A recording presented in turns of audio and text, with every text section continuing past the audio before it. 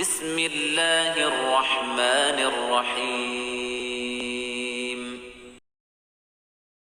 السلام عليكم ورحمة الله وبركاته. بسم الله الرحمن الرحيم. الحمد لله رب العالمين والعاقبة للمتقين ولا عدوان إلا على الظالمين. وأصلي وأسلم على أشرف المرسلين وعلى آله وصحبه أجمعين أما بعد. അല്ലാഹു സുബ്ഹാനഹു വ തആല അവൻ്റെ ദീനിനെ സംബന്ധിച്ച്, ദീനിൻ്റെ വിധിവിലക്കുകളെ സംബന്ധിച്ച് എല്ലാം കൂടുതൽ അറിവുകൾ തന്ന് നമ്മെ അനുഗ്രഹിക്കുമാറാകട്ടെ.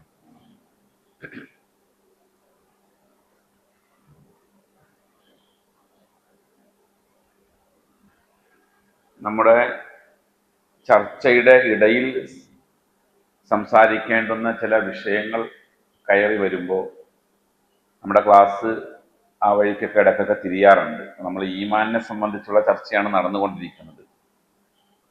കൗല്, ഫിഅല്, കൗല്, അമല്, ഇതിനെ സംബന്ധിച്ചാണ് ചർച്ച ചെയ്തുകൊണ്ടിരിക്കുന്നത്. അപ്പം അതിനിടയിൽ നമുക്കൊരു അനിവാര്യമായൊരു വിഷയം ഇപ്പോഴുള്ളത് കൊണ്ട് അത് ഈ ആഴ്ച ഒന്ന് സംസാരിക്കുകയാണ്. അത് നമ്മളിപ്പോൾ നിലകൊള്ളുന്ന മാസവുമായി ബന്ധപ്പെട്ടുകൊണ്ടാണ്. പുതിയ ഹിജറ വർഷം ആരംഭിച്ചു. ഹിജറ വർഷവുമായി ബന്ധപ്പെട്ടും മുഹറവുമായി ബന്ധപ്പെട്ടുകൊണ്ടും എല്ലാം ഖുത്ബകളും ക്ലാസ്സുകളും എല്ലാം നിങ്ങൾ കേട്ടിട്ടുണ്ട്. പക്ഷേ നമ്മൾ മനസ്സിലാക്കി വച്ചിരിക്കുന്ന കുറെ വിഷയങ്ങൾ, അതിൽ ചില ഇടങ്ങളിലൊക്കെ തിരുത്ത് അനിവാര്യമാണ് എന്നുള്ളത് കൊണ്ടാണ് ഇന്നത്തെ ക്ലാസ്സിൽ ആ വിഷയം സംസാരിക്കാമെന്ന് തീരുമാനിച്ചിട്ടുള്ളത്. ഞാൻ നമ്മുടെ ക്ലാസ്സിന് കൊടുത്ത ഹെഡിങ് തന്നെ അൽ ഖിസ്സത്തു സ്വഹീഹത്തു വദ്ദഈഫത്തു മിൻ ഹിജ്റത്തിൻ നബി സല്ലല്ലാഹു അലൈഹി വസല്ലം എന്ന. നബി സല്ലല്ലാഹു അലൈഹി വസല്ലമയുടെ ഹിജ്റയിൽ നിന്നുള്ള ശരിയായതും തെറ്റായതുമായ ചരിത്രങ്ങൾ എന്നുള്ളതാണ്. ആ ഹിജ്റ സംബന്ധമായ വിഷയങ്ങളിൽ കുറെ തെറ്റായ ചരിത്രങ്ങൾ പ്രചരിച്ചുകൊണ്ടിരിക്കുന്നത്. അങ്ങനെ ഉണ്ട് എന്ന് നമ്മുടെ ആളുകൾ ഇപ്പോഴും വിശ്വസിക്കുന്നു. നമ്മുടെ കൂട്ടത്തിൽ നിന്ന് തന്നെ ഉള്ള ചില പ്രഭാഷകരുടെ പ്രഭാഷണങ്ങളിൽ നിന്ന് അത്തരം ചില സംഭവങ്ങൾ കേട്ടു. അങ്ങനെ വരുമ്പോൾ നമ്മളത് തിരുത്തൽ അനിവാര്യമാണ്, ശരിയായ വശം ഒന്ന് ബോധ്യപ്പെടുത്തൽ അനിവാര്യമാണ് എന്നുള്ളത് കൊണ്ടാണ്. ഇസ്ലാമിക ചരിത്രത്തില് മുഹറത്തിന്റെ പ്രാധാന്യം എന്താണ് എന്ന് പ്രത്യേകിച്ച് ഞാൻ പറഞ്ഞു തരേണ്ടതില്ല. ഒരുപാട് മഹത്വങ്ങളുണ്ട്, പ്രാധാന്യമുണ്ട്. അത് കാലങ്ങളായി, അതായത് അംബിയ മുർസലുകൾ അവരുടെ തലമുറകൾ ആ മാസത്തിനൊരു പ്രാധാന്യം കൽപ്പിച്ചുകൊണ്ട് അമലുകൾ ചെയ്തതായ ഒരുപാട് റിപ്പോർട്ടുകളുണ്ട്. ഷഹ്റുല്ല എന്നാണ് മുഹറത്തിനെ അറിയപ്പെടുന്നത്. ഷഹ്റുല്ല എന്ന് പറഞ്ഞാൽ അള്ളാന്റെ മാസം, അള്ളാന്റെ മാസം എന്നാണ് വിളിച്ചത്. ഇവിടെ നമുക്ക് മുഹറത്തിന്റെ ചരിത്രത്തിലെ സുപ്രധാനമായ കാര്യങ്ങളുടെ കൂട്ടത്തിൽ ഏറ്റവും എടുത്തു പറയേണ്ട ഒരു കാര്യമാണ് ഇസ്ലാമിക കലണ്ടറിന്റെ തുടക്കവുമായി ബന്ധപ്പെട്ടുകൊണ്ടുള്ളത്. അവിടെയാണ് നമുക്ക് ഹിജ്റ കടന്നു വരുന്നത്. അതായത് നബി സല്ലല്ലാഹു അലൈഹി വസല്ലം മക്കയിൽ താമസിച്ച കാലഘട്ടത്തിലോ മദീനയിലേക്ക് ഹിജ്റ പോയ കാലഘട്ടത്തിലോ ഒന്നും അറബികൾക്കിടയിൽ അവരുടേതായ ഒരു കലണ്ടർ ഉണ്ടായിട്ടില്ല. ഒരു കലണ്ടർ, വർഷം കണക്കാക്കുന്ന ഒരു കലണ്ടർ ഉണ്ടായിട്ടില്ല. അന്നത്തെ ഏറ്റവും സുപ്രധാന ശക്തികളായ റോമക്കാർക്ക് റോമൻ കലണ്ടർ ഉണ്ടായിരുന്നു. പേർഷ്യക്കാർക്ക് പേർഷ്യക്കാരുടേതായ ഒരു കലണ്ടർ ഉണ്ടായിരുന്നു. അറബികൾക്ക് കലണ്ടർ ഇല്ല. അവര് ചില സംഭവങ്ങളുമായി ബന്ധപ്പെടുത്തിക്കൊണ്ടാണ് വർഷത്തെ കണക്കാക്കിയിരുന്നത്. ഇപ്പൊ നബി സല്ലല്ലാഹു അലൈഹി വസല്ലമയുടെ ജനനം, ആ ജനനം രേഖപ്പെടുത്തിയിട്ടുള്ളത് ആനക്കലഹ സംഭവം കഴിഞ്ഞ് ഇത്ര വർഷം കഴിഞ്ഞിട്ട്. അങ്ങനെയാണ് കണക്കാക്കിയിരുന്നത്. പക്ഷെ മാസം 12 12 മാസം ഉണ്ടായി. ഈ 12 മാസങ്ങളെ കണക്കാക്കിയിരുന്നത് കമരീയായ കണക്കാണ്. അതായത് ചന്ദ്രവർഷം ആണ് അവരുടെ കണക്കിലുള്ളത്. അത് തന്നെയാണ് ഹിജ്റ കലണ്ടറും ചന്ദ്രവർഷത്തിന്റെ കണക്കനുസരിച്ച് തന്നെയാണുള്ളത്. നബി സല്ലല്ലാഹു അലൈഹി വസല്ലമയുടെ വഫാത്ത് കഴിഞ്ഞ് അബൂബക്കർ സിദ്ദീഖ് റളിയല്ലാഹു അൻഹുവിന്റെ കാലഘട്ടവും കഴിഞ്ഞ് ഉമർ ഇബ്നുൽ ഖത്താബ് റളിയല്ലാഹു അൻഹുവിന്റെ കാലഘട്ടത്തിലാണ് അബൂ മൂസ അശ്അരി റളിയല്ലാഹു അൻഹു ഉമർ റളിയല്ലാഹു അൻഹുവിന് ഒരു കത്ത് എഴുതുന്നത്. ആ കത്തിൽ ഇപ്രകാരമാണ് ഉണ്ടായിരുന്നത്: ഇന്നമാ യഅതീന മിൻക കുതുബുൻ ലൈസ ലഹാ താരിഖുൻ. നിങ്ങളിൽ നിന്ന് ഒരുപാട് കത്തുകൾ, ഗ്രന്ഥങ്ങൾ നമുക്ക് വരുന്നുണ്ട്, കത്തുകൾ, ഇടപാടുകൾ നടക്കുന്നുണ്ട്, പല പല നിർദ്ദേശങ്ങൾ ഞങ്ങൾക്ക് അയച്ചു തരികയും ചെയ്യുന്നുണ്ട്. പക്ഷേ അവയ്ക്കൊന്നും താരീഖില്ല, അതായത് തീയതി രേഖപ്പെടുത്തുന്നില്ല. അതുകൊണ്ട് തന്നെ ഈ കത്ത് എപ്പോ വന്നു, എന്താണ്, ഏത് കാലഘട്ടത്തിലാണ് എന്ന് അറിയാതെ പോകുന്നു എന്ന് പറഞ്ഞപ്പോൾ ഉമർ ഇബ്നുൽ ഖത്താബ് റളിയല്ലാഹു അൻഹു ജനങ്ങളെ മുഴുവനും വിളിച്ചുകൂട്ടി. എന്നിട്ട് ഈ അഭിപ്രായം പറഞ്ഞു: നമുക്ക് ഒരു കലണ്ടർ അനിവാര്യമാണ്. ആ കലണ്ടർ നമുക്ക് അനിവാര്യമാകുമ്പോൾ ആ കലണ്ടറിനെ നമ്മൾ ബേസ് ചെയ്യേണ്ടത്, അടിസ്ഥാനപ്പെടുത്തേണ്ടത് ഏത് വിഷയവുമായി ബന്ധപ്പെട്ടുകൊണ്ടാണ് എന്ന് പല ആളുകളും അവളോടും അഭിപ്രായം ചോദിച്ചു. അദ്ദേഹം പറഞ്ഞു: അർയഖ് ബിൽ മബ്അസി വബഅദുഹും അർയഖ് ബിൽ ഹിജ്റത്തി ഫഖാല ഉമർ അൽ ഹിജ്റത്തു. ചില ആൾക്കാർ പറഞ്ഞു നമുക്ക് നബി സല്ലല്ലാഹു അലൈഹി വസല്ലമയുടെ മബ്അസുമായി ബന്ധപ്പെടുത്തിക്കൊണ്ട് കലണ്ടർ ഉണ്ടാക്കാം. മബ്അസ് എന്ന് പറഞ്ഞാൽ നബിയായി നിയോഗം ഉണ്ടായത്, അത് വെച്ചുകൊണ്ട് നമുക്ക് കലണ്ടർ ഉണ്ടാക്കാം എന്ന് പറഞ്ഞു. അപ്പൊ ചില ആളുകൾ പറഞ്ഞു വേണ്ട, നബി സല്ലല്ലാഹു അലൈഹി വസല്ലമയുടെ വഫാത്തുമായി ബന്ധപ്പെടുത്തിക്കൊണ്ട് കലണ്ടർ ഉണ്ടാക്കാം. മൂന്നാമത്തെ ഒരു വിഭാഗം ആളുകൾ പറഞ്ഞു നമുക്ക് ഹിജ്റയുമായി ബന്ധപ്പെടുത്തിക്കൊണ്ട് കലണ്ടർ ഉണ്ടാക്കാം. അപ്പോഴും ഹിജ്റയുമായി ബന്ധപ്പെടുത്തി, അതല്ലെങ്കിൽ പ്രവാചക നിയോഗവുമായി ബന്ധപ്പെടുത്തി, അതല്ലെങ്കിൽ പ്രവാചക വിയോഗവുമായി ബന്ധപ്പെടുത്തി കലണ്ടർ ഉണ്ടാക്കാം എന്ന് പറഞ്ഞപ്പോഴും അവർ ആരും നബി ജനിച്ച ദിവസവുമായി ബന്ധപ്പെടുത്തി കലണ്ടർ ഉണ്ടാക്കാം എന്ന് പറഞ്ഞിട്ടില്ല. കാരണം അവരുടെ ചർച്ചയിൽ മീലാദ് എന്നുള്ളത് ഒരു സംഭവമേ അല്ല. നബി സല്ലല്ലാഹു അലൈഹി വസല്ലമയുടെ ജന്മം എന്നുള്ളത് നമുക്ക് അത് പ്രത്യേകതയുണ്ട്, നമ്മൾ അതിനൊന്നും ചെറുതാക്കുന്നില്ല. പക്ഷെ പ്രവാചകൻ ജനിച്ച ദിവസത്തെ ഒരിക്കലും അവർ ആസ്പദമാക്കിയില്ല. ആക്കേണ്ടിയിരുന്നുവെങ്കിൽ കുറച്ചുകൂടെ അനുയോജ്യമായിരുന്നത് ആ ദിവസമായിരുന്നു. അതിന്റെ കാരണം എന്താണെന്ന് വെച്ചാൽ ആ ദിവസം അങ്ങനെ ആക്കേണ്ടുന്ന ഒരു ദിവസം അല്ല എന്നുള്ളത് കൊണ്ട് തന്നെയാണ്. പിന്നെ മബ്അസ്, നബിക്ക് നുബൂവത്ത് ലഭിച്ച വിഷയം ചർച്ച ചെയ്തപ്പോൾ അതിൽ ചില അഭിപ്രായ വ്യത്യാസങ്ങൾ, ദിവസങ്ങളുടെ വിഷയത്തിലേക്ക് അഭിപ്രായ വ്യത്യാസങ്ങൾ വന്നു.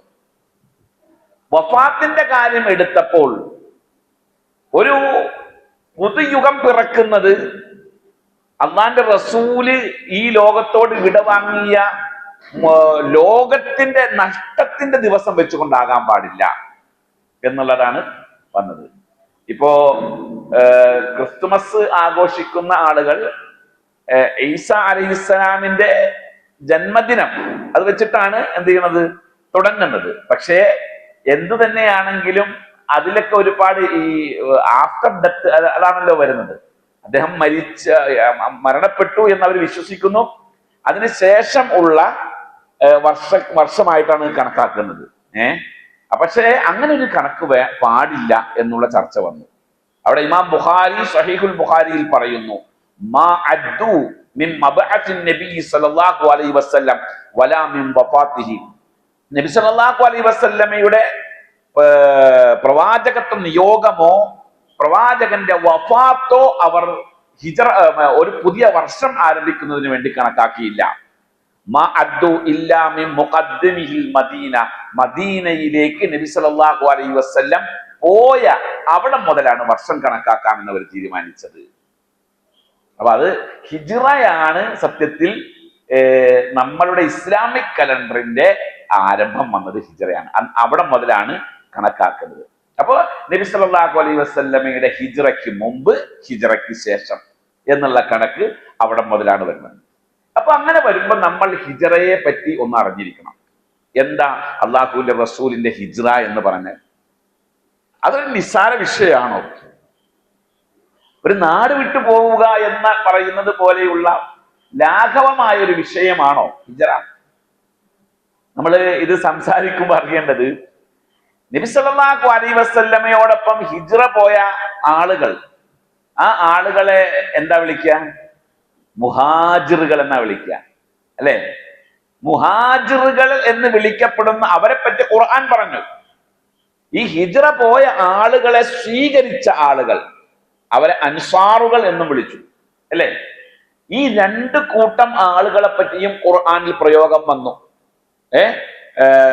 എന്താണ്? വസ്സാബിഖൂനൽ അവ്വലൂന മിനൽ മുഹാജിരീന വൽ അൻസാർ. മുഹാജിറുകളിൽ നിന്നും അൻസാറുകളിൽ നിന്നും. അവിടെ മുഹാജിറുകൾക്കുള്ള പ്രത്യേകത എന്താണെന്നറിയാമോ? മുഹാജിറാണോ അൻസാറിനാണോ പ്രാധാന്യം കൂടുതൽ എന്ന ചർച്ചയിൽ ഒരാൾക്കും പ്രാധാന്യം കൂടുതലെന്ന് നമുക്ക് പറയാൻ കഴിയില്ല. പക്ഷേ നബി സല്ലല്ലാഹു അലൈഹി വസല്ലം ആരാ? മുഹാജിറാണ്. മദീനയിലുള്ള അൻസാറുകൾക്ക് മക്കയിൽ വന്ന് താമസിക്കുകയും അവിടെ വിവാഹം ചെയ്യുകയും അവിടത്തുകാരനായി മാറുകയും ചെയ്യാം. അങ്ങനെ ചെയ്താലും അവർ ആരാണ്? അവരുടെ പേര് അൻസാർ എന്നാണ്. പക്ഷേ മുഹാജിറുകൾക്ക് മക്കയിലേക്ക് വന്ന് താമസിക്കാനോ അവിടെ സ്ഥിരതാമസമാക്കാനോ അനുവാദമില്ല. അങ്ങനെ സംഭവിച്ചാൽ അവർക്ക് ഏത് പദവി പോകും? മുഹാജിർ എന്ന പദവി പോകും. സഅദ് ബിൻ അബി വഖാസ് റളിയല്ലാഹു അൻഹു നബി സല്ലല്ലാഹു അലൈഹി വസല്ലമയോടൊപ്പം ഹജ്ജ് നിർവഹിക്കാൻ വേണ്ടി മക്കയിലേക്ക് വന്നു. ആ ഹജ്ജിന്റെ സമയത്ത് അദ്ദേഹത്തിന് കലശായ രോഗം ബാധിച്ചു. ഏത് വർഷമാണ് നബി ഹജ്ജ് ചെയ്തത്? ഹിജ്റയുടെ 9-ാം വർഷമാണ് ഹജ്ജ് ചെയ്തത്. വല്ലാത്ത രോഗം ബാധിച്ചു. അദ്ദേഹം മരണപ്പെട്ടു പോകുമോ എന്ന ഭയം അദ്ദേഹത്തെ ബാധിച്ചു. അതുകൊണ്ട് തന്നെ മദീനയിൽ നിന്ന് ഏതെങ്കിലും മുഹാജിറുകൾ മക്കയിൽ വന്നാൽ അവർ പെട്ടെന്ന് മദീനയിലേക്ക് പോകും, മക്ക വിടും. കാരണം മക്കയിൽ വെച്ച് മരണപ്പെട്ടാൽ ആ പദവി നഷ്ടപ്പെടും എന്നവർ ഭയപ്പെട്ടിരുന്നു. അപ്പൊ അതുകൊണ്ട് സഅദ് ബിൻ അബി വഖാസ് റളിയല്ലാഹു അൻഹു ഭയപ്പെട്ടു. നബി സല്ലല്ലാഹു അലൈഹി വസല്ലമയോട് പറഞ്ഞു, അല്ലാഹുവിന്റെ റസൂലേ, ഞാൻ മക്കയിൽ വെച്ച് മരണപ്പെട്ടു പോകുമോ എന്ന് ഞാൻ ഭയപ്പെടുന്നു എന്ന് പറഞ്ഞപ്പോൾ നബി സല്ലല്ലാഹു അലൈഹി വസല്ലം പറഞ്ഞു, ഇല്ല, അങ്ങനെ സംഭവിക്കില്ല, ഭയപ്പെടണ്ട എന്ന് പറഞ്ഞു. അതിനുശേഷം 45 കൊല്ലത്തോളം സഅദ് ബിൻ അബി വഖാസ് ജീവിക്കുകയും ചെയ്തു. അത് വേറെ ചരിത്രം. അപ്പോ ഹിജ്റ എന്ന് പറഞ്ഞാൽ അത് കേവലം ഒരു നാടുവിടൽ ആണ് എന്ന് നമ്മൾ കണക്കാക്കാൻ പാടില്ല. കാരണം അൽ ഇസ്ലാമു യഹ്ദിമു മാ കാന ഖബ്ലഹു. ഒരാൾ ഇസ്ലാമിലേക്ക് വന്നാൽ ആ ഇസ്ലാമിലേക്ക് വരുന്നതോടുകൂടെ അവൻ മുമ്പ് ചെയ്തത് മുഴുവൻ പൊളിഞ്ഞു പോകും, നഷ്ടപ്പെട്ടു പോകും. എന്ന് പറഞ്ഞാൽ അവൻ ചെയ്തത് മുഴുവൻ പൊറുക്കപ്പെടും അല്ലാഹു തആല, പുറത്തു കൊടുക്കും അല്ലാഹു തആല ഒരാൾ ഇസ്ലാമിലേക്ക് വന്നാൽ. അപ്പൊ നമ്മുടെ നാട്ടിലെ ഏറ്റവും വലിയൊരു നിരീശ്വരവാദി, ഏറ്റവും വലിയ അക്രമി, ഫിർഔൻ ഹാദിഹിൽ ഉമ്മ, ഈ ഉമ്മത്തിന്റെ ഫിർഔന്, അയാള് ഇപ്പൊ പോയിട്ട് ഷഹാദത്ത് ചൊല്ലി ഇസ്ലാമിലേക്ക് വന്നാൽ അയാൾ ഇതുവരെ ചെയ്തത് പൊളിഞ്ഞു, അതൊക്കെ പൊറുക്കപ്പെടും.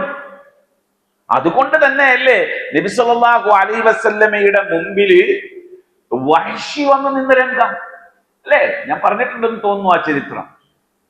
വഹ്ശി വന്നു, ഹംസ റളിയല്ലാഹു അൻഹുവിന്റെ ഘാതകനായ വഹ്ശി അല്ലാഹുവിന്റെ റസൂലിന്റെ മുമ്പില് മുഖം മൂടി അണിഞ്ഞു വന്ന് നബി സല്ലല്ലാഹു അലൈഹി വസല്ലമയോട് ചോദിച്ചൊരു ചോദ്യമുണ്ട്. ഒരാൾ ഇസ്ലാമിലേക്ക് വന്നാൽ ലാ ഇലാഹ ഇല്ലല്ലാഹ് അഷ്ഹദു അല്ലാ ഇലാഹ ഇല്ലല്ലാഹ് വ അഷ്ഹദു അന്ന മുഹമ്മദ റസൂലുള്ളാഹ് എന്ന് ഒരാൾ പറഞ്ഞ് ഇസ്ലാമിലേക്ക് വന്നാൽ അയാൾ മുമ്പ് ചെയ്ത എല്ലാ തെറ്റുകളും അള്ളാഹു പുറത്തു കൊടുക്കുമോ എന്നാ ചോദിച്ചത്. നബി സല്ലല്ലാഹു അലൈഹി വസല്ലം പറഞ്ഞത് എന്താ? പുറത്തു കൊടുക്കും. അപ്പൊ നബിയെ, അങ്ങയുടെ മുമ്പിൽ വന്ന് ഇസ്ലാം മതം സ്വീകരിക്കുന്നത്, ഷഹാദത്ത് ചെല്ലുന്നത് അങ്ങയുടെ പിതൃവ്യനായ ഹംസയെ കൊന്ന വഹ്ഷിയാണെങ്കിൽ ആ വഹ്ഷിക്ക് പുറത്തു കൊടുക്കൂ? സല്ലല്ലാഹു അലൈഹി വസല്ലം പറഞ്ഞു, ആ വഹ്ഷിക്കും പുറത്തു കൊടുക്കും. അപ്പൊ വഹ്ഷി മുഖം മൂടി മാറ്റിയിട്ട് പറഞ്ഞു, ഞാനാണ് വഹ്ഷി, ഞാൻ ഷഹാദത്ത് ചൊല്ലുന്നു, അഷ്ഹദു അല്ലാ ഇലാഹ ഇല്ലല്ലാഹ് വ അഷ്ഹദു അന്ന മുഹമ്മദ് റസൂലുള്ളാഹ്. ഷഹാദത്ത്. അവിടെ ഏറ്റവും വലിയ ഗൗരവമുള്ള കാര്യം എന്താണെന്ന് വെച്ച് കഴിഞ്ഞാല് വഹ്ഷിക്ക് വധശിക്ഷ പ്രഖ്യാപിച്ചതാണ്. വഹ്ഷിയെ എവിടെ വെച്ച് കണ്ടാലും കൊന്നു കളയണം എന്ന് വധശിക്ഷ പ്രഖ്യാപിച്ചിരിക്കുന്ന ഘട്ടത്തിലാണ് ഈ വരുന്നത്. വഹ്ഷിയാണ് ആ വന്നത് എന്ന് പുറത്തു നിന്നിരുന്ന ചില ആളുകൾ അറിഞ്ഞപ്പോ കൊല്ലാൻ വന്നു. അപ്പത്തേക്കും വഹ്ഷി എന്ത് ചെയ്ത്? ഷഹാദത്ത് ചൊല്ലിക്കഴിഞ്ഞിരുന്നു. നബി സല്ലല്ലാഹു അലൈഹി വസല്ലം കൊല്ലാൻ വന്ന ആളുകളോട് പറഞ്ഞു, വഹ്ഷിയെ തൊട്ടുപോകരുതെന്ന് പറഞ്ഞു. ആ മാപ്പ് എവിടുന്ന് കിട്ടിയതാ? ഇസ്ലാമിലേക്ക് വന്നതോടുകൂടെ കിട്ടിയതാ. അപ്പൊ ഇസ്ലാം ഹിദായത്ത് കിട്ടുക എന്ന് പറഞ്ഞാൽ അത് ഒരു മനുഷ്യന് ഈ ഭൂമിയിൽ പുതിയൊരു ജന്മം ഉണ്ടായി എന്നർത്ഥം. അൽ ഇസ്ലാമു യഹ്ദിമു മാ കാന ഖബ്ലഹു. മുമ്പുള്ളതെല്ലാം ഇസ്ലാം തകർത്ത് കളയും, തിന്മകളെല്ലാം ഇസ്ലാം മായ്ച്ചു കളയും. രണ്ടാമത് ആ ഹദീസിലുള്ളത് വൽ ഹിജ്റതു തഹ്ദിമു മാ കാന ഖബ്ലഹാ. ഹിജ്റ പോകുന്നതോടുകൂടെ അതിനു മുമ്പുണ്ടായ തിന്മകൾ മുഴുവൻ പൊറുക്കപ്പെടും. അപ്പൊ ഇസ്ലാമിലേക്ക് ഒരാൾ പുതിയതായി വന്നതിന് തുല്യമാണ് ഒരാൾ ഹിജ്റ പോകൽ. മൂന്നാമത് ഒരെണ്ണം കൂടെ പറഞ്ഞു. അതേതാ? അൽ ഹജ്ജുൽ മബ്റൂർ. ഹജ്ജും മബ്റൂർ, മബ്റൂറായ ഹജ്ജ് യഹ്ദിമു മാ കാന ഖബ്ലഹു. ഹജ്ജ് മബ്റൂറായ ഹജ്ജ് ചെയ്യുന്നതോടുകൂടെ മുമ്പ് കഴിഞ്ഞു പോയതെല്ലാം പൊറുക്കപ്പെടും. ഈ മൂന്നെണ്ണത്തിനേ അതുള്ളൂ, ബാക്കി ഒന്നിനുമില്ല. ഹജ്ജ് ചെയ്യുന്ന പറഞ്ഞാൽ അറഫയിൽ വന്ന് നിൽക്കുന്നതോടുകൂടെ മുമ്പ് കഴിഞ്ഞു പോയതെല്ലാം അല്ലാഹു തആല പുറത്തു. അപ്പോൾ ഹിജ്റയുടെ പ്രാധാന്യം നമ്മൾ മനസ്സിലാക്കേണ്ടത്. മക്കയിൽ പീഡനം ശക്തമായപ്പോ നബി സല്ലല്ലാഹു അലൈഹി വസല്ലം സഹാബികൾക്ക് നാട് വിട്ടു പോകാനുള്ള പെർമിഷൻ കൊടുത്തു. ആദ്യ സംഘം പോയത് അബിസീനിയയിലേക്കാണ്. നമുക്ക് സൗകര്യപ്പെടുമ്പോൾ മറ്റൊരു സന്ദർഭത്തിൽ അബിസീനിയൻ ഹിജ്റയുടെ A to Z ഒന്ന് വിശദീകരിക്കാനുണ്ട്. അറിഞ്ഞിരിക്കണം നമ്മുടെ ചരിത്രങ്ങൾ. ഓരോ ചരിത്രങ്ങളും പഠിക്കുമ്പോഴാണ് നമ്മൾ ഈ ദീനിൽ ഏത് ഭാഗത്താണെന്ന് മനസ്സിലാവുള്ളൂ. മക്കയിൽ നിൽക്കാൻ കഴിയാതെ മക്കാര് പോവുകയാണ് അബസീനയിലേക്ക്. ആ പോയവരുടെ കൂട്ടത്തില് അബൂബക്കർ സിദ്ദീഖ് റളിയല്ലാഹു അൻഹു ഉണ്ടായിരുന്നു. അബൂബക്കർ ആരാ? മക്കയിലെ കാരണവരാണ്. നിങ്ങളൊന്ന് ആലോചിച്ചൊക്കെ, നിങ്ങൾ ഈ നാട്ടിൽ, ഈ മലപ്പുറത്ത്, ഈ പ്രദേശത്ത് ജനിച്ച് വളർന്ന് നിങ്ങൾ പാരമ്പര്യമായി നിങ്ങളുടെ തറവാട്, നിങ്ങളുടെ ഉപ്പമാര്, നിങ്ങളുടെ മുൻഗാമികളായ കാക്കാ കാരണവന്മാരെല്ലാം ഉള്ള ഈ നാട്, ഈ നാട്ടിൽ നിന്ന് നിങ്ങൾ നാട് വിടേണ്ടി വരിക എന്ന് പറയുകയാണെങ്കിൽ ജീവിക്കാൻ കഴിയാതെ വന്നിട്ട് എന്തിന്റെ പേരിൽ? അവരുടെ വിശ്വാസത്തിന്റെ പേരിൽ.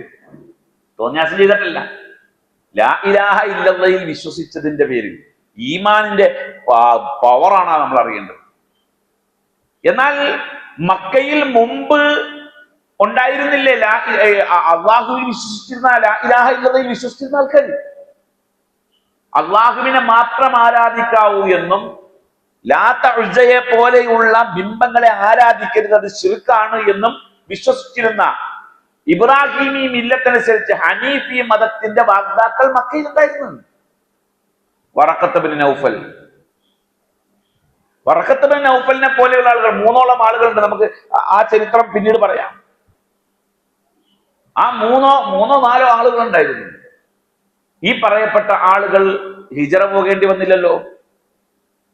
ഈ പറയപ്പെട്ട ആളുകൾ പീഡിപ്പിക്കപ്പെട്ടില്ലല്ലോ.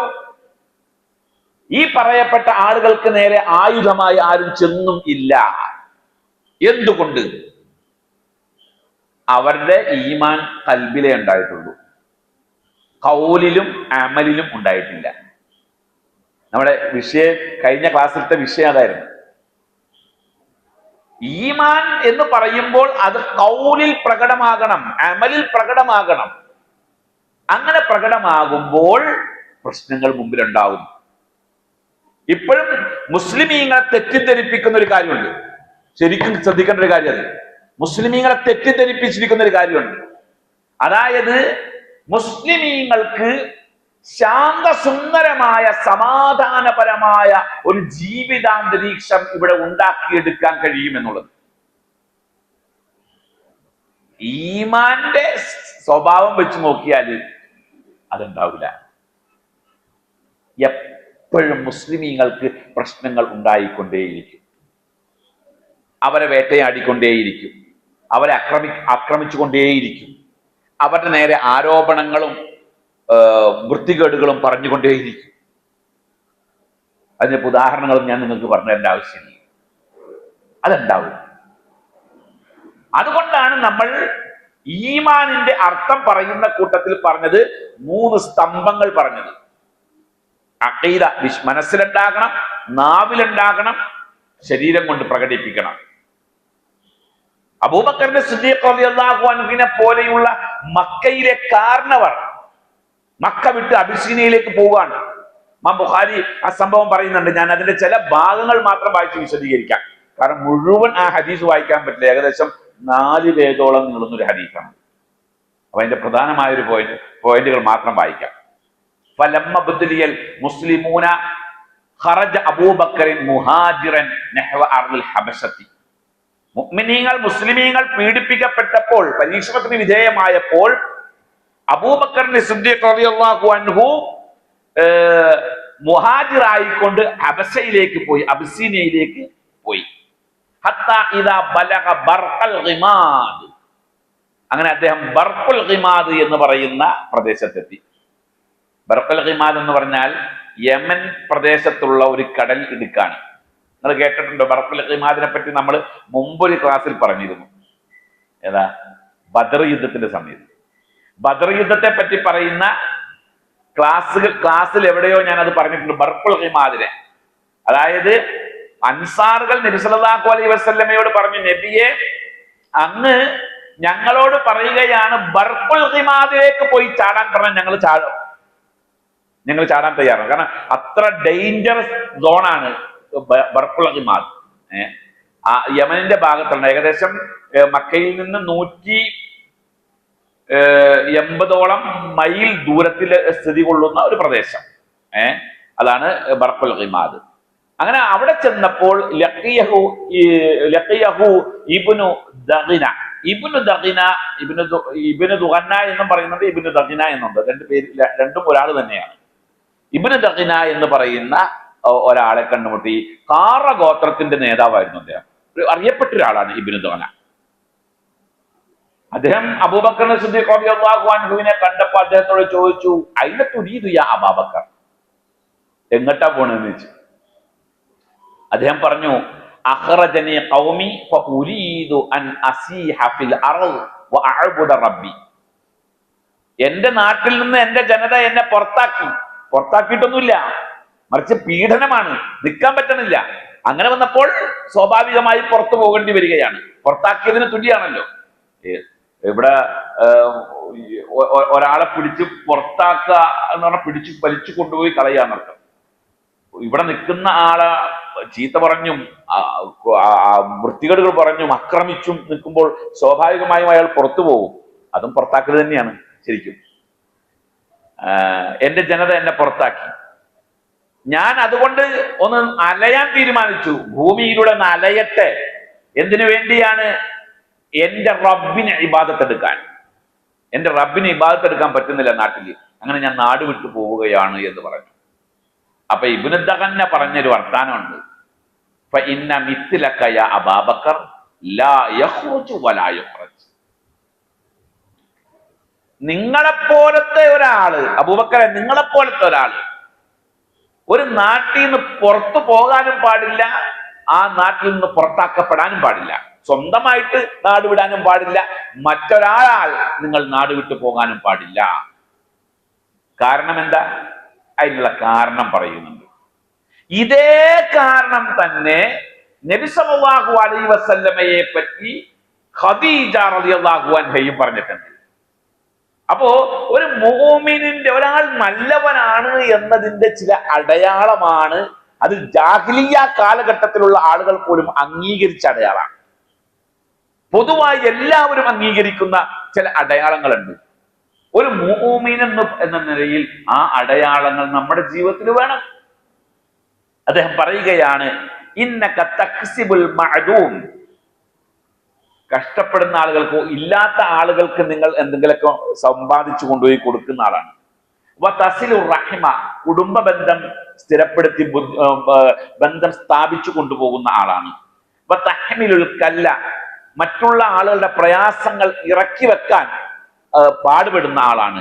വതഖരി ദ്വൈഫ, അതിഥികളെ സൽക്കരിക്കുന്ന ആളാണ്. വതുഈനു അലാ നവാഇബിൽ ഹഖ്, ബാധ്യതകൾ നിർവഹിക്കുന്നതിന് വേണ്ടി ആവശ്യമായ സഹായങ്ങൾ ചെയ്തു കൊടുക്കുന്ന ആളാണ്. ഇത്രയും ചെയ്യുന്ന ഒരാൾ എന്തൊക്കെയാ പറഞ്ഞത്? ഇല്ലാത്തവർക്ക് സൗകര്യങ്ങൾ ഉണ്ടാക്കി കൊടുക്കും, കുടുംബ ബന്ധം സ്ഥാപിക്കും, പ്രയാസങ്ങൾ അനുഭവിക്കുന്നവരുടെ പ്രയാസങ്ങൾ ഇറക്കി വെക്കും, അതിഥികളെ സൽക്കരിക്കും, അതേപോലെ ബാധ്യതകൾ നിറവേറുന്നതിന് വേണ്ടി ഒരുപാട് കഷ്ടപ്പാട് സഹിക്കുന്ന ആളാണ്. ഇങ്ങനെയൊക്കെയുള്ള ആൾ ഒരിക്കലും ഒരു നാട് വിട്ടു പോകാൻ പാടില്ല. നബി സല്ലല്ലാഹു അലൈഹി വസല്ലമയെ പറ്റി ഇതേ വർത്തമാനം ഖദീജ റളിയല്ലാഹു അൻഹ പറഞ്ഞു. എപ്പോഴാ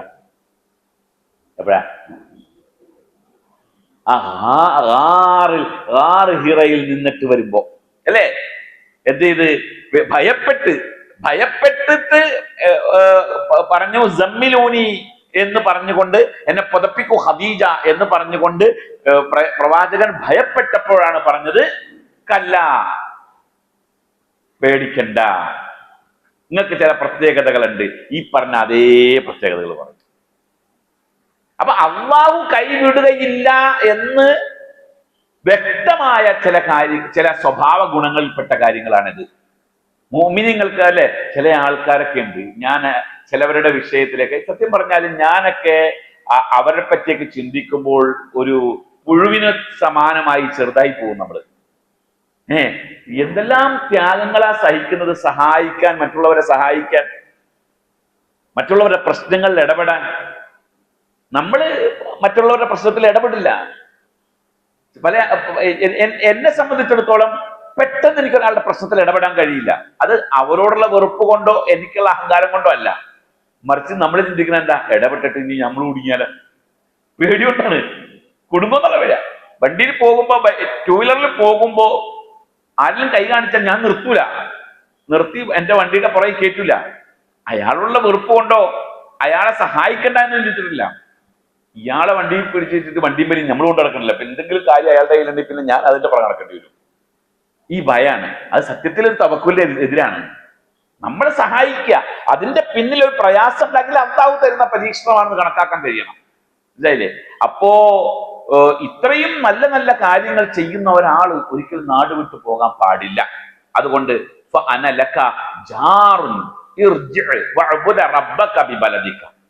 ഞാൻ നിങ്ങൾക്ക് ജിവാർ തരാം. ജിവാർ മീൻസ് സ്പോൺസർഷിപ്പ്, സ്പോൺസർ ആകാം അല്ലെ. ഇപ്പോഴും ഗൾഫിലേക്ക് പോയി കഴിഞ്ഞാൽ നമുക്കവിടെ സ്പോൺസർ വേണം, ഇപ്പോഴും ഉണ്ടത്. ആ സ്പോൺസർഷിപ്പ് ഏറ്റവും ഭംഗിയായി കൈകാര്യം ചെയ്യും അവര്, അറബികൾ. വളരെ ഭംഗിയായിട്ട്. നിങ്ങൾ അറബികളുടെ സ്പോൺസർഷിപ്പിൽ വർക്ക് ചെയ്തിട്ടുണ്ടോ എന്ന് എനിക്കറിയില്ല. വർക്ക് ചെയ്തിട്ടുണ്ടെങ്കിൽ അറിയാൻ പറ്റും. അവരത് നല്ല ഭംഗിയായി കൈകാര്യം ചെയ്യും. നമുക്ക് ആ പരിപാടി ഇല്ല, ജിവാർ പരിപാടി ഇല്ല. അന്ന് ഉള്ള ഒരു സ്വഭാവമാണ്. ഇന്നത്തെ ജിവാറിന് സമാനമായതല്ല അന്നത്തത്, ഒരേപോലെ എന്ന് പറയാൻ കഴിയില്ല, പക്ഷെ ചില മാറ്റങ്ങളുണ്ട്. എന്തായാലും അഭയം കൊടുക്കുക, അതാണ് ജിവാർ എന്നതിനർത്ഥം. ഞാൻ നിങ്ങൾക്ക് അഭയം തരാം. അതായത് ഒരു നാട്ടിൽ ഒരു കലാപം ഉണ്ടായി, ഒരാളുടെ കയ്യിൽ നിന്ന് ഒരു പ്രശ്നമുണ്ടായി, ആ പ്രശ്നമുണ്ടായി അയാളെ നാട്ടുകാർ മുഴുവൻ കൈകാര്യം ചെയ്യുന്ന ഒരു അവസ്ഥ ഉണ്ടാകുമ്പോൾ ആ നാട്ടുകാരിൽപ്പെട്ട ഒരാൾ അല്ലെങ്കിൽ അതിന്റെ പരിസരത്തുള്ള ഒരു ഉത്തരവാദിത്തപ്പെട്ട ഒരാൾ പറയാണ്, അയാളുടെ കാര്യം ഞാൻ ഏറ്റെടുത്തിരിക്കുന്നു, ഇനി അയാൾ ഒന്നും ചെയ്യാൻ പാടില്ല എന്ന് പറഞ്ഞാൽ ആ നാട്ടുകാർ അംഗീകരിക്കണം. നമ്മുടെ നാട്ടിലാണെങ്കിൽ ഇപ്പോൾ ഒരാൾ എന്തെങ്കിലും ഒരു പ്രശ്നത്തിലാകപ്പെട്ട് അവനെ പിടിച്ച് ആൾക്കാരൊക്കെ തല്ലാൻ വേണ്ടി വന്നു കഴിഞ്ഞാൽ അവന്റെ കാര്യം ഞാൻ ഏറ്റെടുത്തിരിക്കുന്നു, നിങ്ങൾ ഇനി ഒന്നും ചെയ്യാൻ പാടില്ല എന്ന് പറഞ്ഞാൽ നീയും അവന്റെ കൂട്ടത്തിൽപ്പെട്ടാന്ന് പറഞ്ഞാൽ അവൻ അടിക്കാൻ പോകും, അല്ലേ? അതെല്ലാം ഉണ്ടായ ജിവാർ വലിയ കാര്യമാണ്. കാരണം എന്ന് വെച്ചാൽ ഈ വിഷയവുമായി ബന്ധപ്പെടുത്തണം. നമ്മൾ ജിവാർ കൊടുക്കണം. ഒരാൾ തെറ്റ് ചെയ്യുക എന്നുള്ളത് മനുഷ്യ സഹജമായി സംഭവിക്കുന്ന കാര്യമാണ്, മനുഷ്യ സഹജമാണ്. അയാള് ചിലപ്പോൾ മദ്യപിച്ചേക്കാം, ചിലപ്പോൾ മോഷ്ടിച്ചേക്കാം, ചിലപ്പോൾ വ്യഭിചരിച്ചേക്കാം. ഇതൊക്കെ മനുഷ്യ സഹജമായി ഉണ്ടാകുന്ന കാര്യമാണ്. പള്ളിയിൽ മിമ്പറിന്റെ മുകളിൽ ഖുത്ബ പറയുന്ന ആളാണ് ഞാൻ എന്ന് കരുതിക്കൊണ്ട് ഇന്റെ ഭാഗത്ത് തിന്മ ഉണ്ടാകാൻ പാടില്ല എന്നുണ്ടോ? ഇല്ല, ഉണ്ടാകാം. ചില സന്ദർഭങ്ങൾ, ചില സാഹചര്യങ്ങൾ, ചില പൈശാചികമായ അവസ്ഥകൾ, ചിന്തകൾ എല്ലാം നമ്മളെ തിന്മ ചെയ്യിപ്പിക്കാം. ഈ തിന്മ ചെയ്തു കഴിഞ്ഞാൽ പിന്നെ അവനെ സമൂഹം മുഴുവൻ എന്ത് ചെയ്യാണ്? തിന്മയുടെ ഒരു സംഭവമായിട്ട് കൊണ്ടുനടക്കാണ്. സത്യത്തിൽ അയാൾ ഒരു പ്രാവശ്യം ചെയ്തിട്ടുണ്ടാവും ജീവിതത്തിൽ, അയാൾ അതിന് തൗബ ചെയ്തിട്ടുണ്ടാവും. പക്ഷെ ആൾക്കാർ ഇവൻ ഇങ്ങനെ കൊണ്ടുനടക്കും. ഇവൻ കുഴപ്പക്കാരനാണ്, അവൻ കള്ളനാണ്. 10 കൊല്ലം മുമ്പ് ചെയ്തതും ഇപ്പോഴും സോഷ്യൽ മീഡിയയിൽ ഉണ്ടാവും. അവൻ തൗബ ചെയ്തിട്ടുണ്ടാവും, അവൻ മടങ്ങി വന്നിട്ടുണ്ടാവും, എല്ലാം കഴിഞ്ഞിട്ടുണ്ടാവും. അപ്പോഴും സോഷ്യൽ മീഡിയ കൊണ്ടുനടക്കും. പാടിലൊരിക്കലും. മനുഷ്യ സഹജമാണ് തിന്മ. അത് ചെയ്ത വ്യക്തിയോടൊപ്പം നിന്നുകൊണ്ട് അവനെ ഇനി തിന്മ ചെയ്യുന്ന അവസ്ഥയിലേക്ക് കൊണ്ടുപോകാതിരിക്കാനുള്ള ഉത്തരവാദിത്വം നമുക്കാണ്.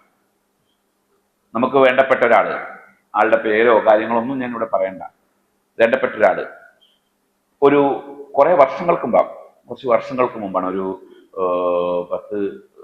ഏകദേശം ഒരു 10 വർഷത്തിന്റെ മുമ്പ് നടന്ന സംഭവം. അയാൾ ഒരു പ്രയാസത്തിലകപ്പെട്ടു. ഒരു തിന്മ അയാളിൽ നിന്ന് സംഭവിച്ചു. അയാളെ പോലീസ് അറസ്റ്റ് ചെയ്തു. അങ്ങനെ അയാള് ലോക്കപ്പിലായി. ഞാൻ പല ആളുകളോടും ചോദിച്ച് എന്താണ് ആളുടെ അവസ്ഥ. നമ്മളങ്ങോട്ട് കൊണ്ട ഇയാളൊരു നല്ല മനുഷ്യനാണ്, യാദൃശ്ചികമായി സംഭവിച്ച ഒരു അബദ്ധാണ്, നമ്മളങ്ങോട്ട് പോണ്ട, അയാൾക്കൊരു സഹായം ചെയ്തു കൊടുക്കാൻ പാടില്ല. അതാണോ ദീനിന്റെ നയം? ഇല്ല. ഞാൻ വിഷയവുമായി ഒന്ന് അല്പം ബന്ധമുള്ളത് കൊണ്ടും നമ്മൾ അറിഞ്ഞിരിക്കേണ്ട ഒരു വിഷയം കൊണ്ടാണ്. ഒരാൾ പിടിക്കപ്പെട്ടു, മോഷണ കേസിലാകട്ടെ, വ്യഭിചാര കേസിലാകട്ടെ, കള്ളുകുടിച്ചതിന്റെ പേരിലായിട്ട് പിടിക്കപ്പെട്ടു എങ്കിൽ അയാളെ പൂർണ്ണമായും അവഗണിച്ച് കളയല്ല. അയാൾക്ക് നമ്മളുടെ സഹായം ആവശ്യമാണ്. അയാളിപ്പോ ലോക്കപ്പിലാണ് എങ്കിൽ അവിടെ ചെന്ന് അല്ല ചായ വെള്ളം മേടിച്ചു കൊടുത്ത് അയാളെ ജാമ്യത്തിലിറക്കി അയാൾക്ക് നമ്മൾ സഹായം ചെയ്തു കൊടുക്കണം. കൊടുത്തതിന് ശേഷം അയാളുടെ തിന്മയുടെ ഗൗരവം അയാളെ ബോധ്യപ്പെടുത്തി കൊടുക്കണം. ഇത് അള്ളാഹുവുമായി ബന്ധപ്പെട്ടുകൊണ്ടുള്ള അയാളുടെ തിന്മ അള്ളാഹു പുറത്തു കൊടുത്തിട്ടുണ്ടാവും. അപ്പോഴും നാട്ടുകാർ പുറത്തു കൊടുത്തിട്ടുണ്ടാവില്ല, ജനങ്ങൾ പുറത്തു കൊടുത്തിട്ടുണ്ടാവില്ല. അത് പാടില്ല, ഒരിക്കലും പാടില്ല. എന്തുമാകട്ടെ, വിഷയത്തിലേക്ക് വരാം. ജിവാർ കൊടുക്കാമെന്ന് പറഞ്ഞു. അങ്ങനെ സംഭവിച്ചാൽ പിന്നെ ആ നാട്ടുകാർക്ക് അയാൾ ഒന്നും ചെയ്യാൻ പാടില്ല, അത് നിയമമാണ്. ആ പൊതു നിയമത്തിന്റെ മേലിൽ ഇബ്നു ദഗന്ന എന്ത് ചെയ്തു? അത് ജിവാർ കൊടുക്കാമെന്ന് പറഞ്ഞു. അങ്ങനെ അദ്ദേഹം അബൂബക്കർ സിദ്ദീഖ് റളിയല്ലാഹു അൻഹുവിനെയും കൊണ്ട് മക്കയിലേക്ക് തിരിച്ചു വന്നു. നിങ്ങൾ മനസ്സിലാക്കണം, 180 മൈൽ താണ്ടിയിട്ടാണ് വരുന്നത്. ഇയാൾക്ക് അഭയം കൊടുക്കുന്നു. അപ്പൊ ഇവരുടെയൊക്കെ മനസ്സിന്റെ വിശാലത, ജാഹിലിയ്യത്തിലാണ് എങ്കിലും അവരുടെയൊക്കെ മനസ്സിന്റെ വിശാലത നമ്മളൊന്ന് ചിന്തിച്ചു നോക്ക്. അങ്ങനെ വന്ന് കഅബ തവാഫ് ചെയ്ത് അതിനുശേഷം ഖുറൈശികളെ എല്ലാം വിളിച്ചു ചേർത്തിട്ട് പറഞ്ഞു, ഇന്ന അബൂബക്കർ ലാ യഖ്റുജു മിസ്ലുഹു വലാ യുഖ്റജ്. അബൂബക്കറിനെ പോലെയുള്ള ഒരാൾ ഈ നാട്ടിൽ നിന്നും പോകാനും പാടില്ല, പുറത്താക്കാനും പാടില്ല. കാരണം മുമ്പ് പറഞ്ഞ കുറെ കാര്യങ്ങൾ പറഞ്ഞു, ഇങ്ങനെയൊക്കെ നന്മയുള്ള ആളാണ്. അതുകൊണ്ട് അദ്ദേഹത്തിന് ഞാൻ ജിവാർ നൽകിയിരിക്കുകയാണ്. എന്റെ അഭയത്തിന്റെ കീഴിലാണ് അദ്ദേഹത്തിന് നിങ്ങൾ ആരൊന്നും ചെയ്യാൻ പാടില്ല. അപ്പോ മക്കക്കാര് പറഞ്ഞു, മുർ അബൂബക്കർ, ഫൽയഅബ്ദു റബ്ബഹു ഫീ ദാരിഹി ഫൽയുസല്ലി ഫീഹാ വൽയഖറഅ മാ ശാഅ വലാ യുഅദീന ബിദാലിക വലാ യസ്തഅലിൻ ബിഹി ഫഇന്നാ നഖ്ശ അൻ യഫ്തിന നിസാഅന വഅബ്നാഅന. വല്ലാത്തൊരു വർത്താനാണ് പറഞ്ഞത്. അബൂബക്കറിന് നിങ്ങൾ അഭയം കൊടുത്തു എങ്കിൽ നിങ്ങൾ അബൂബക്കറിനോട് ഒരു കാര്യം പറയണം. എന്താ പറയേണ്ടത്? ഫൽയഅബ്ദു റബ്ബഹു ഫീ ദാരിഹി. അയാളുടെ റബ്ബിനെ അയാളുടെ വീട്ടിലിരുന്ന് ആരാധിച്ചോട്ടെ. ഫൽയുസല്ലി ഫീഹാ, അവിടെ നിന്ന് നിസ്കരിച്ചോട്ടെ. വൽയഖറഅ മാ ശാഅ, ഇഷ്ടം പോലെ ഖുർആൻ ഓതിക്കോട്ടെ, ഒക്കെ വീടിന്റെ ഉള്ളില്. വലാ യുഅദീന ബിദാലിക, അത് ചെയ്തതുകൊണ്ട് അതിന്റെ പേരിൽ ഞങ്ങളെ ദ്രോഹിക്കാൻ പാടില്ല. അദ്ദേഹം ഞങ്ങളെ ഉപദ്രവിക്കാൻ പാടില്ല. വലാ യസ്തഅലിൻ ബിഹി, അത് പരസ്യമായി ചെയ്യാൻ പാടില്ല. കാരണം അവർ ഭയപ്പെടുന്ന കാര്യം എന്താ? ഫഇന്നാ നഖ്ശ അൻ യഫ്തിന നിസാഅന വഅബ്നാഅന, ഇതിലൂടെ ഞങ്ങളുടെ പെണ്ണുങ്ങളെയും ഞങ്ങളുടെ മക്കളെയും ഫിത്നയിലാക്കും എന്നുള്ള പേടി മാത്രമേ ഞങ്ങൾക്കുള്ളൂ. അതുകൊണ്ട് പാടില്ല, പരസ്യമായിട്ടും പാടില്ല. രഹസ്യമായിട്ട് വേണമെങ്കിൽ ചെയ്തോട്ടെ, വിരോധമില്ല. അബൂബക്കർ സിദ്ദീഖ് റളിയല്ലാഹു അൻഹു വീട്ടിൽ പോയി ഇബാദത്ത് തുടങ്ങി, നിസ്കാരവും ഖുർആൻ പാരായണവും. അദ്ദേഹം കാന അബൂബക്കർ റജുലൻ ബക്കാഅൻ ലാ യംലികു ഐനൈഹി ഇദാ ഖറഅൽ ഖുർആൻ. ഖുർആൻ ഓതാൻ തുടങ്ങിക്കഴിഞ്ഞാൽ കണ്ണുകൾ നിയന്ത്രിക്കാൻ പറ്റുകയില്ല അദ്ദേഹത്തിന്. അത്രയധികം അദ്ദേഹം കരയുമായിരുന്നു. ഖുർആൻ പാരായണം തുടങ്ങിയാൽ തന്നെ അദ്ദേഹം കരയായിരുന്നു. അദ്ദേഹം വീട്ടിന്റെ ഉള്ളിൽ ഇരുന്നിട്ട് തുടങ്ങി. കുറച്ചു ദിവസം കഴിഞ്ഞപ്പോ അബൂബക്കർ സിദ്ദീഖ് റളിയല്ലാഹു അൻഹുവിന് തോന്നി, ഞാനിപ്പോ ഇതിന്റെ ഉള്ളിൽ ഒറ്റയ്ക്ക് ഇരുന്നിട്ട് ചെയ്യേണ്ട ആവശ്യം തിരിയും, വീടിന്റെ പുറത്ത് ഒരു പള്ളി ഉണ്ടാക്കാം. അങ്ങനെ അദ്ദേഹം വീടിന്റെ ചേർന്ന് കുറച്ചടുത്ത് മാറിയിട്ട് ഒരു ചെറിയ പള്ളി ഉണ്ടാക്കി. ഇസ്ലാമിക ചരിത്രത്തിൽ നബി സല്ലല്ലാഹു അലൈഹി വസല്ലമയുടെ പ്രബോധനം ആരംഭിച്ച കാലം മുതൽ ഉള്ള ചരിത്രത്തിൽ ആദ്യത്തെ പള്ളി അതാണ്. മക്കയിലെ പള്ളിയാണ് ആദ്യത്തെ പള്ളി. പക്ഷെ നബിയുടെ പ്രബോധനം ആരംഭിച്ച കാലം മുതലുള്ള ചരിത്രം എടുക്കുകയാണെങ്കിൽ ആദ്യത്തെ മസ്ജിദ് അബൂബക്കർ സിദ്ദീഖ് റളിയല്ലാഹു അൻഹു ഉണ്ടാക്കിയത്. മസ്ജിദ് അല്ല, അതൊരു നിസ്കാര മുറിയായിരുന്നു. സാമ്പി എന്നൊക്കെ നമ്മൾ പറയുന്ന നിസ്കാരപ്പള്ളിയില്ലേ, നിസ്കാരപ്പള്ളിയായിരുന്നു. അവിടെ പോയിരുന്ന് നിസ്കരിക്കാൻ തുടങ്ങി, അവിടെ പോയിരുന്ന് ഖുർആൻ ഓതാൻ തുടങ്ങി. നാട്ടുകാര് പെണ്ണുങ്ങളും കുട്ടികളൊക്കെ ഈ നിസ്കാരം കാണാനും ഖുർആൻ ഓതണ കേൾക്കാനും വരാൻ തുടങ്ങി. നിങ്ങളിവിടെ മനസ്സിലാക്കേണ്ട കാര്യം എന്താ വെച്ച് കഴിഞ്ഞാൽ, മക്കക്കാരെ സംബന്ധിച്ച് നിസ്കാരം എന്നുള്ളത് അവർക്കൊരു പുതുമ ഉള്ള കാര്യമല്ല. നിസ്കാരം ഒരു പുതുമയുള്ള കാര്യമല്ല. പക്ഷേ അബൂബക്കർ സിദ്ദീഖ് റളിയല്ലാഹു അൻഹുവിന്റെ നിസ്കാരം കാണാൻ അവർ വരുന്നു എങ്കിൽ ആ നിസ്കാരത്തിന്റെ ഭംഗി എത്രമാത്രം ഉണ്ടാവും എന്നാലോചിച്ച് നോക്ക്. എത്ര വശ്യമായിരിക്കും അദ്ദേഹത്തിന്റെ ഖുർആൻ പാരായണം. അത് കേൾക്കാനും കാണാനും വരുന്നുവെങ്കിൽ അത്രമാത്രം വശ്യമായ ഹൃദ്യമായ ഇബാദത്താണ് അദ്ദേഹം നിർവഹിച്ചിരുന്നത്. അങ്ങനെ വന്നപ്പോൾ അവരെല്ലാവരും ഇബ്നു ദഖനെ പോയി കണ്ട്, എന്നിട്ട് പറഞ്ഞ് ഈ പരിപാടി പറ്റൂല, കരാർ ലംഘനമാണിത്, അതുകൊണ്ട് നിങ്ങളുടെ ജിവാർ പിൻവലിക്കണം, അല്ലെങ്കിൽ നിങ്ങളെ ഞങ്ങൾ കക്ഷിയാക്കും.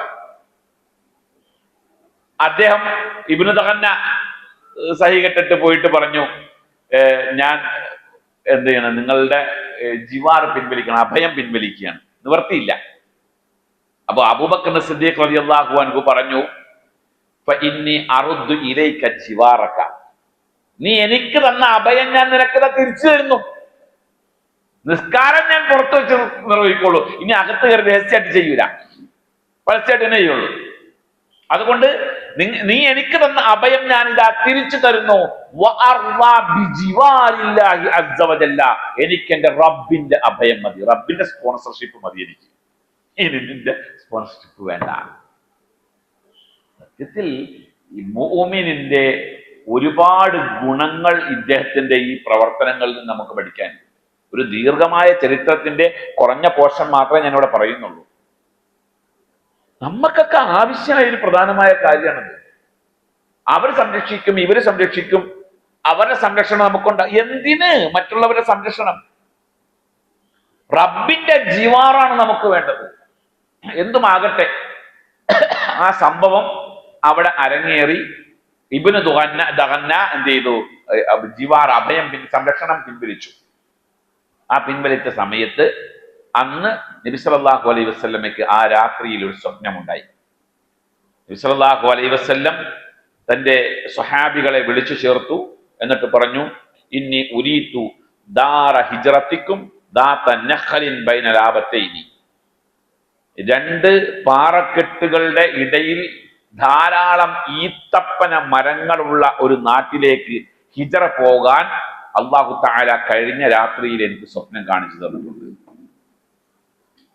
അപ്പൊ എല്ലാവരും കരുതിയിരുന്നത് ഹിജ്റ ഒന്നിരിക്കൽ അബസ്സീനയിലേക്കായിരിക്കും. നബി ഹിജ്റ പോകുമെന്നറിയാം, നബി നാടുവിടുമെന്നറിയാം, പക്ഷെ അത് അബസ്സീനയിലേക്കായിരിക്കുമെന്ന് ചിലർ പറഞ്ഞു. ചിലർ അഭിപ്രായപ്പെട്ടു അത് യമനിലേക്കാകാം. കാരണം അവിടേക്കാണ് കുറച്ചും കൂടെ സൗകര്യമുള്ള സ്ഥലങ്ങൾ എന്നൊക്കെ അഭിപ്രായപ്പെട്ട് ചില ആളുകൾ ഷാമിലേക്ക് പോകും, പലസ്തീൻ അങ്ങനെയുള്ള പ്രദേശങ്ങളിലേക്കൊക്കെ പോകുന്ന അഭിപ്രായങ്ങൾ വന്നുകൊണ്ടിരിക്കുകയാണ് ഈ ഒരു വർത്തമാനം വരുന്നത്. രണ്ട് മലകളുടെ ഇടയിൽ സ്ഥിതി കൊള്ളുന്ന ഈത്തപ്പനകളാൽ നിറഞ്ഞ പ്രദേശത്തേക്ക് ഹിജ്റ പോകാനുള്ള അനുമതി എനിക്ക് ലഭിച്ചിട്ടുണ്ട്, നിങ്ങൾക്ക് ലഭിച്ചിട്ടുണ്ട്. നിങ്ങളുടെ ദാറുൽ ഹിജ്റ, നിങ്ങളുടെ ഹിജ്റയുടെ വീട് എവിടെയാണെന്നുള്ളത് കാണിച്ചു തന്നിട്ടുണ്ട് എനിക്ക്. അങ്ങനെ മദീനയാണെന്നുള്ളത് വ്യക്തമായി. സഹാബികളൊക്കെ ഇത് കേട്ട ഉടനെ പുറപ്പെടാൻ തുടങ്ങി. പല ആളുകളും പുറപ്പെടാൻ തുടങ്ങി. ഹിജ്റയുമായി ബന്ധപ്പെട്ടുകൊണ്ടുള്ള ഒരു തെറ്റായ വർത്താനം, ഒരു കഥയുണ്ട് നമ്മുടെ നാട്ടിൽ. നമ്മുടെ ഇന്നത്തെ വിഷയത്തിലെ ഏറ്റവും പ്രധാനമായ പോയിന്റ് അതാണ്.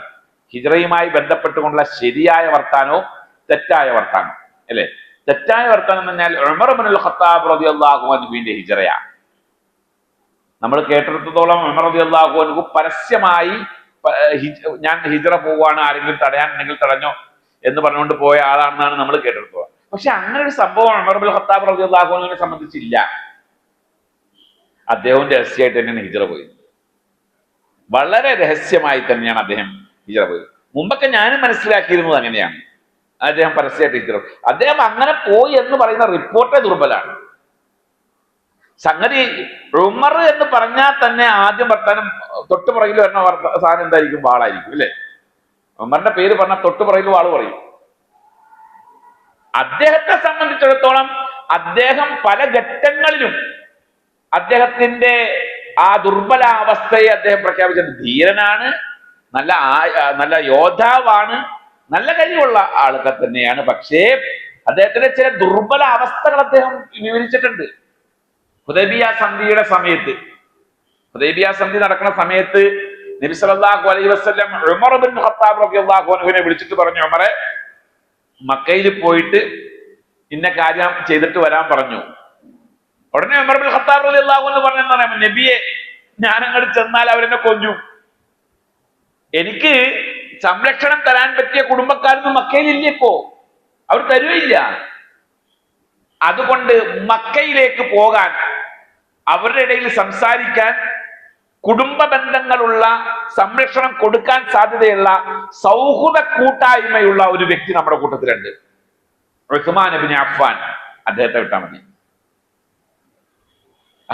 അദ്ദേഹത്തിന്റെ ആ കഴിവില്ലായ്മ അദ്ദേഹം പറഞ്ഞിട്ടുണ്ട്. പക്ഷെ ഉമർ റളിയല്ലാഹു അൻഹു ധീരനാണെങ്കിൽ ഇങ്ങനെയൊക്കെ ആയല്ലേ പറ്റുള്ളൂ എന്ന് നമ്മുടെ ആൾക്കാർ സങ്കല്പിച്ചുണ്ടാക്കിയിരിക്കുന്നതാണ്. അദ്ദേഹവും ഹിജ്റ പോയത് രഹസ്യമായിട്ടാണ്. എല്ലാവരും രഹസ്യമായിട്ട് തന്നെയാണ് ഹിജ്റ പോയത്, പരസ്യമായിട്ടല്ല ഹിജ്റ പോയത്. വളരെ രഹസ്യമായിട്ടാണ് ഹിജ്റ പോയത്. നബി സല്ലല്ലാഹു അലൈഹി വസല്ലമ ധീരന്മാരിലെ ഏറ്റവും വലിയ ധീരനാരാ? അല്ലാണ്ട് റസൂൽ അല്ലേ? റസൂല് ആണ് ഏറ്റവും വലിയ ധീരൻ. ഉമർ ഇബ്നുൽ ഖത്താബ് റളിയല്ലാഹു അൻഹുവിന്റെ ധീരതയേക്കാൾ എത്രയോ മുകളിലാണ് അല്ലാണ്ട് റസൂലിന്റെ ധീരത. ആ നബി ഹിജ്റ പോയത് എങ്ങനെയാണ്? ഒളിച്ചിട്ടാണ്, ആരും അറിയാണ്ടാണ് പോയത്. നമുക്ക് അതിലേക്ക് വരുന്നുണ്ട്. നബി സല്ലല്ലാഹു അലൈഹി വസല്ലമയോട് അബൂബക്കർ സിദ്ദീഖ് റളിയല്ലാഹു അൻഹു ചോദിച്ചു, നബിയെ, ഞാൻ ഏതായാലും അബിസീനയിലേക്ക് ഹിജ്റ പോയതാണല്ലോ, ഇബ്നു ദഗന്ന എന്നെ പിടിച്ചോണ്ട് വന്നു, അങ്ങനെയാണ് ഞാൻ ആ ഹിജ്റ ഒഴിവായത്. അതുകൊണ്ട് ഞാൻ മദീനയിലേക്ക് പോയിക്കോട്ടെ എന്ന് ചോദിച്ചു. നബി സല്ലല്ലാഹു അലൈഹി വസല്ലം പറഞ്ഞു, ആയിട്ടില്ല, സമയമാകുമ്പോ പറയാം, ബാക്കിയെല്ലാവരും പോയിക്കോട്ടെ. അങ്ങനെ പോയി. അപ്പോ നബി നബിയോടൊപ്പമാണ് അബൂബക്കർ ഹിജറ പോകുന്നത് എന്നൊരു ധാരണ അദ്ദേഹത്തിനുണ്ടായി. അദ്ദേഹം എന്ത് ചെയ്തു എന്ന് വെച്ച് കഴിഞ്ഞാല്, അങ്ങാടിയിൽ പോയിട്ട് 2 ഒട്ടകത്തിനെയൊക്കെ വാങ്ങിച്ച് അതിന് പുല്ലും വെള്ളമൊക്കെ കൊടുത്ത് ഭക്ഷണമൊക്കെ കൊടുത്ത് അതിനെ നല്ല ഉഷാറാക്കി എടുത്ത് അങ്ങനെ ജീവിച്ചു കൊണ്ടിരിക്കുന്ന സമയം ഏകദേശം 4 മാസം കഴിഞ്ഞു. ഹിജറക്കുള്ള അനുമതി ലഭിച്ച് ഏകദേശം 4 മാസം കഴിഞ്ഞു. 4 മാസം കഴിഞ്ഞപ്പോൾ ഒരു നട്ടുച്ച സമയത്ത് നബി സല്ലല്ലാഹു അലൈഹി വസല്ലം അബൂബക്കർ സിദ്ദീഖ് റളിയല്ലാഹു അൻഹുവിന്റെ വീട്ടിലേക്ക് കയറി വന്നു. അത് പറയുമ്പോൾ നമ്മളൊരു പോയിന്റ് മനസ്സിലാക്കണം, ഒരു കാര്യം മനസ്സിലാക്കണം. ഈ ഹദീസിന്റെ ആരംഭത്തിൽ തന്നെ നബി സല്ലല്ലാഹു അലൈഹി വസല്ലമയുടെ സ്വഭാവം കാണാം. അള്ളാന്റെ റസൂല് സാധാരണ ചെയ്യുന്ന പ്രവർത്തനം, വലം യമുറ അലൈന യൗമുൻ ഇല്ലാ യഅതീനാ ഫീഹി റസൂലുള്ളാഹി സ്വല്ലല്ലാഹു അലൈഹി വസല്ലം തർഫൈ നഹാരി ബുക്റതൻ വഅശിയ്യ. ആയിഷ റളിയല്ലാഹു അൻഹ പറയുകയാണ്, ഈ ഹദീസ് റിപ്പോർട്ട് ചെയ്യുന്നത് ആയിഷ റളിയല്ലാഹു അൻഹയാണ്. ആയിഷ റളിയല്ലാഹു അൻഹ പറയാണ്, ലം അഅകിൽ അബവയ്യ ഖത്തു ഇല്ലാ വഹുമാ യദീനാനി അദ്ദീന വലം യമുറ അലൈനാ യൗമുൻ ഇല്ലാ യഅതീനാ ഫീഹി റസൂലുള്ളാഹി സ്വല്ലല്ലാഹു അലൈഹി വസല്ലം തർഫൈ നഹാരി ബുക്റതൻ വഅശിയ്യ. എനിക്ക് ബുദ്ധി വെച്ച കാലം മുതൽ, ഓർമ്മ വെച്ച കാലം മുതൽ ഞങ്ങൾ അള്ളാന്റെ ദീനിലായിരുന്നു ഞാൻ ഉണ്ടായിരുന്നത്.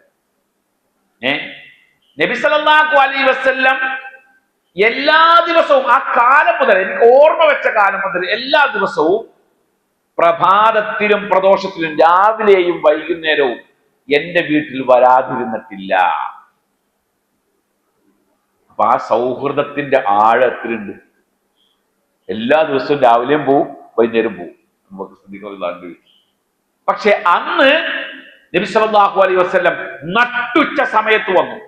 നട്ടുച്ച സമയത്ത് സാധാരണ അറബികൾ പുറത്തിറങ്ങാറില്ല. നമ്മുടെ നാട്ടിൽ നിന്ന് ആൾക്കാരൊക്കെ പുറത്തിറങ്ങും.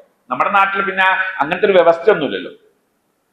ഉച്ചയും വൈകുന്നേരം എത്ര വെയിൽ ശക്തമാണെങ്കിലും പുറത്തിറങ്ങും, സ്കൂളിൽ ക്ലാസ്സുകൾ നടത്തുകയൊക്കെ ചെയ്യും. ഇപ്പോഴും ഗൾഫിലൊക്കെ പോയി കഴിഞ്ഞാൽ ഗൾഫിൽ അറബികൾ പൊതുവെ അവിടുത്തെ സ്കൂൾ സിസ്റ്റം തന്നെ അതിരാവിലെ തുടങ്ങും, ഉച്ചയോടുകൂടെ എല്ലാം കഴിഞ്ഞു.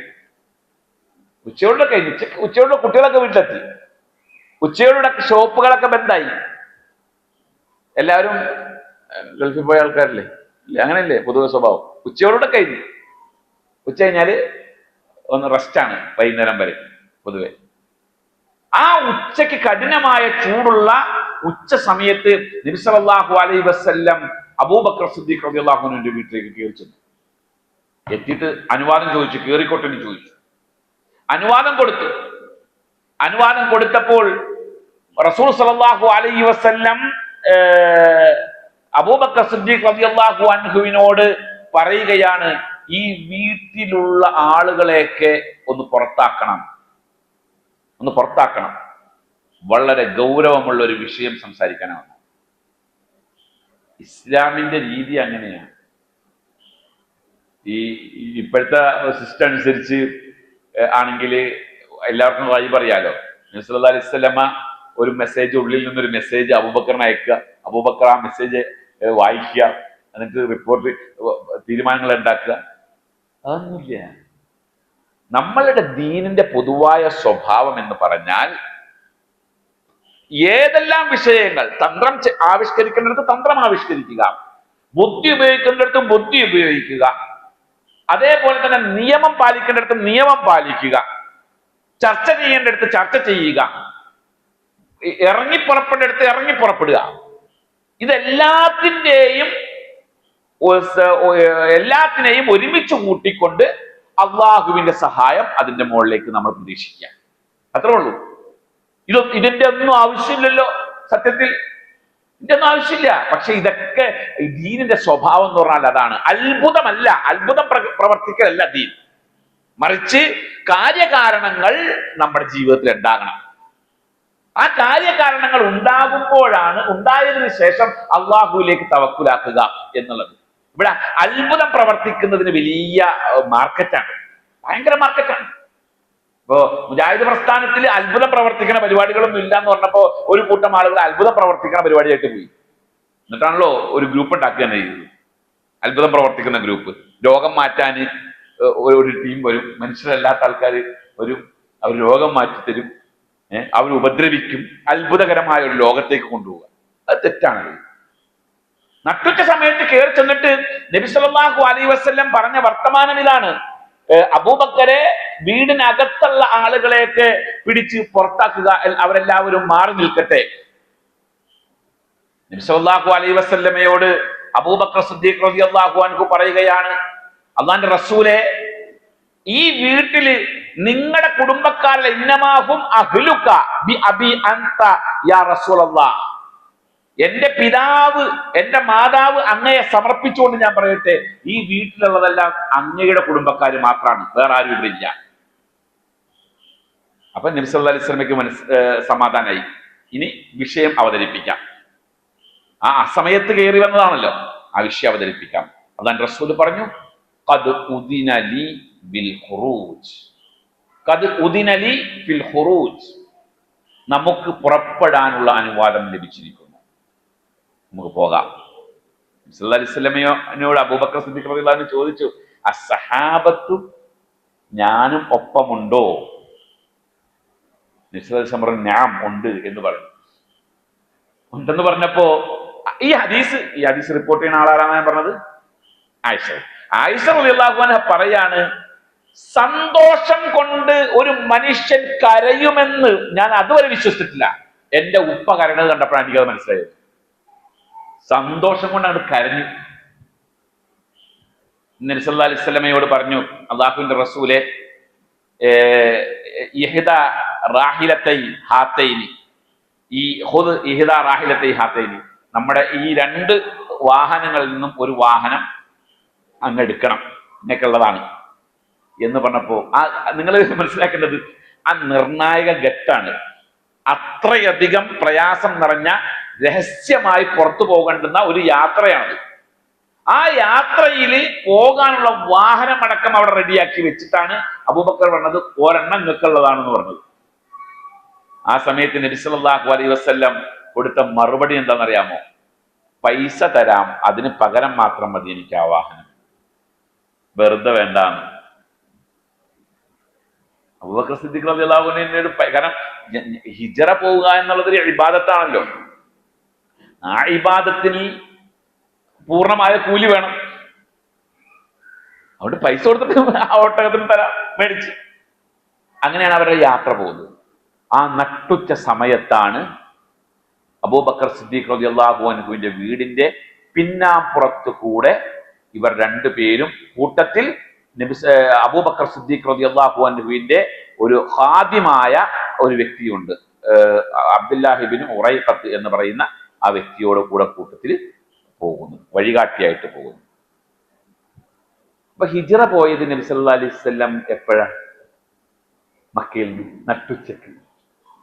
നട്ടുച്ചക്കാണ് ഹിജ്റ പോയത്. നമ്മൾ സാധാരണ കേൾക്കാറുള്ള കഥ എന്താ? അതാണ് പറഞ്ഞത്. നമ്മൾ സാധാരണ കേൾക്കാറുള്ള കഥ എന്താ? നബി സല്ലല്ലാഹു അലൈഹി വസല്ലമയ്ക്ക് രാത്രിയാണ് വിവരം കിട്ടിയത്.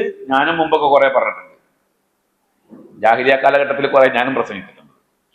നബി സല്ലല്ലാഹു അലൈഹി വസല്ലമയ്ക്ക് രാത്രി വഹയി കിട്ടി. അലി റളിയല്ലാഹു അൻഹുവിനെ ബെഡിൽ കിടത്തി പുതപ്പിട്ട് മൂടി, രാവിലെ മണ്ണെടുത്ത് വാരി എറിഞ്ഞ് ഫാഗശൈനാകും ഫൈലാകും, എന്താണ് അധ്യായത്തിലുണ്ടല്ലോ, ഫാഗശൈനാകും ഫഹും ലാ യുബ്സിറൂൻ എന്ന് സൂറത്ത് യാസീൻ ഓതിയിട്ട് ഊതി അങ്ങനെ മണ്ണെറിഞ്ഞ് എല്ലാവരുടെയും കണ്ണിൽ പെട്ട്, അങ്ങനെ അതൊരു കഥയാണത്. അതിന് സിഹത്തൊന്നുമില്ല, ഒരു കഥ. ഈ കഥ ഉദ്ധരിച്ചുകൊണ്ട് ഇബ്നു ഹജർ അൽ അസ്കലാനി റഹ്മത്തുള്ളാഹി അലൈഹി പറയുന്നുണ്ട്, അതൊരു കഥയാണ്, ഇത്രേ ഉള്ളൂ. ഇമാം ബുഖാരി റിപ്പോർട്ട് ചെയ്യുന്ന ഹദീസിൽ എന്താണ്? നബി ഹിജ്റ പോയത് എപ്പോഴാണ്? നട്ടുച്ചക്ക. ആ ഹദീസിൽ ഉള്ള വാക്ക് ഇപ്രകാരമാണ്. ഹദീസിലുള്ള വാക്ക് ഞാൻ വായിച്ചു കേൾപ്പിക്കാം. കാരണം എന്ന് വെച്ച് കഴിഞ്ഞാല് നമുക്ക് ഇത് അറിഞ്ഞിരിക്കൽ അനിവാര്യമായത് കൊണ്ട് തന്നെ. നബി സല്ലല്ലാഹു അലൈഹി വസല്ലം فبينما نحن يوما جلوس في بيت أبي بكر في نهر الظهيرة. ആയിഷ റളിയല്ലാഹു അൻഹ പറയുകയാണ്, ഞങ്ങൾ അബൂബക്കറിന്റെ വീട്ടില് നട്ടുച്ച സമയത്ത് ഇരിക്കുമ്പോൾ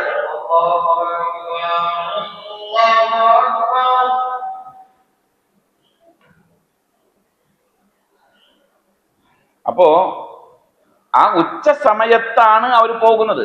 ഹദീസ് സഹീൽ ബുഖാരിയിൽ വന്ന സ്വഹീഹായ റിപ്പോർട്ട് അങ്ങനെയാണ്, ഉച്ച സമയത്ത് പോയി എന്നുള്ളതാണ്. പക്ഷേ ഈ രാത്രിയിൽ അലി റളിയല്ലാഹു അൻഹുവിനെ ഉറക്കിക്കിടത്തി പോയി എന്നൊക്കെ പറയുന്ന ആ റിപ്പോർട്ടുകളൊക്കെ ദുർബലമാണ്. പക്ഷെ അതാണ് ഇപ്പൊ ചരിത്രമായിട്ട് സമൂഹത്തിന്റെ ഇടയിൽ ഓടിക്കൊണ്ടിരിക്കുന്നത്.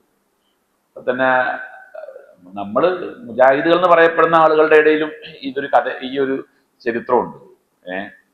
ഇപ്പോ നമ്മുടെ ജമാഅത്തെ ഇസ്ലാമിയുടെ സമ്മേളനം നടന്നിരുന്നല്ലോ, ഹിറ സമ്മേളനം, അവിടെയും ഇതിന് സമാനമായ ഒരു അന്തരീക്ഷം സൃഷ്ടിച്ചു വെച്ചിട്ടുണ്ട്. ഈ ചരിത്രം അന്ന് ആ സമ്മേളനത്തിന്റെ എക്സിബിഷന്റെ ഭാഗത്തോ മറ്റാണോ, ഗേറ്റിന്റെ ഭാഗത്താണെന്നോ എനിക്ക് ഓർമ്മയില്ല. അന്ന് നമ്മുടെ കൂരിയാട് നടന്ന ഒരു സമ്മേളനത്തിൽ, നിങ്ങൾക്ക് ഓർമ്മയുണ്ടോന്ന് അറിയില്ല, ഞാൻ അവിടെ പോയിരുന്നു അന്ന്.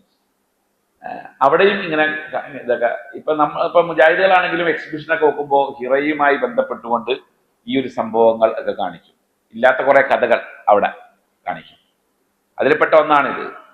അതേപോലെ തന്നെ എന്തോ ആട്ടെ, അവിടുന്ന് രാത്രി ഇറങ്ങി പോയി എന്നുള്ളത് വന്നതിന് ശേഷം പിന്നെ പറയുന്നൊരു കഥയാണ്, നബി സല്ലല്ലാഹു അലൈഹി വസല്ലമ ഗുഹയുടെ ഉള്ളിൽ കയറിയിരുന്ന് അബൂബക്കർ സിദ്ദീഖിന്റെ മടിയിൽ തല വെച്ച് കിടന്ന് അബൂബക്കറിന്റെ കാലുമേ പാമ്പ് കടിച്ച് കരഞ്ഞ് കണ്ണീന്ന് വെള്ളം വീണപ്പോൾ എണീച്ച് പാമ്പിനെ പിടിച്ച് പുറത്ത് ഇറക്കി പാമ്പിനോട് ചോദിച്ചിട്ട് ഏതാണ്, മൂസാ നബിയുടെ പാമ്പാണ്, അന്ന് ആ വടി പാമ്പായില്ലേ, ആ പാമ്പാണ് ഞാൻ നബീനെ കാണാൻ വേണ്ടി വന്നതാണ്. കഥകൾ ഉണ്ടാക്കുക തന്നെ. റസൂൽ സല്ലല്ലാഹു അലൈഹി വസല്ലമയെ സംബന്ധിച്ച് പറയാൻ ഒരുപാട് സംഭവങ്ങൾ സ്വഹീഹായി ഉണ്ടായിരിക്കെ ഇല്ലാത്ത കഥ എന്തിനാ ഉണ്ടാക്കാൻ നടക്കണം? അത് ഒരു കഥയാണ്.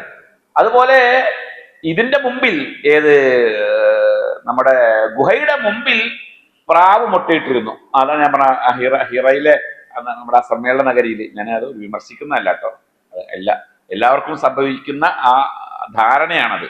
ഞാൻ ഏതെങ്കിലും ഒരു പാർട്ടിനെ വിമർശിച്ചു എന്നുള്ളത് തോന്നല് വേണ്ട. അവിടെ അതിന്റെ മുമ്പിൽ പ്രാവ് കൂടൊക്കെ ഉണ്ടാക്കി വെച്ച്, ഒരു പ്രാവിനെ കീർത്തി 8 കാലിയുടെ വലയൊക്കെ ഉണ്ടാക്കി വെച്ച്. അത് ഇയാളുടെ ബൂസരിയുടെ ബുർദയിലെ സങ്കല്പമാണത്. ബൂസരി തന്റെ ബുർദയിൽ പറഞ്ഞിട്ടുണ്ട് ഇങ്ങനത്തെ സംഭവങ്ങളൊക്കെ. സഹീഹായ റിപ്പോർട്ടുകളൊന്നും അങ്ങനെ വന്നിട്ടില്ല. പ്രാവ് മുട്ടയിടുക, പ്രാവ് ഇരുന്ന് കുറുക, 8 കാലി വല നെയ്യുക, ഈ സംഭവങ്ങളൊക്കെ ചില കഥകൾ. എന്തിനാണ് ആ സംഭവങ്ങൾ പറയുന്നത്? എന്തിനാ ഈ സംഭവങ്ങളൊക്കെ പറയുന്നത്? അതായത് അല്ലാഹു തആല ഇത്തരം കാര്യങ്ങളിലൂടെ നബി സല്ലല്ലാഹു അലൈഹി വസല്ലമയ്ക്ക് സംരക്ഷണം കൊടുത്തു എന്നാണ്, അല്ലെ? അതിനുവേണ്ടിയാണ് ഇതൊക്കെ പറയുന്നത്. പക്ഷെ ഖുർആൻ അങ്ങനെയല്ല പറഞ്ഞത്. ഖുർആൻ പറഞ്ഞത് വഅൻസല ജുനൂദൻ ലം തറൗനഹാ, നബിയെ താങ്കൾക്ക് കാണാൻ കഴിയാത്ത ഒരു സൈന്യത്തെ കൊണ്ട് നാം അവളെ സഹായിച്ചു എന്നാണ് പറഞ്ഞത്.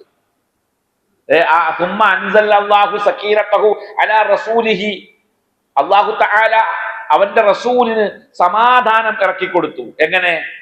ഒരു കാണാൻ കഴിയാത്ത സൈന്യത്തെ കൊണ്ട്.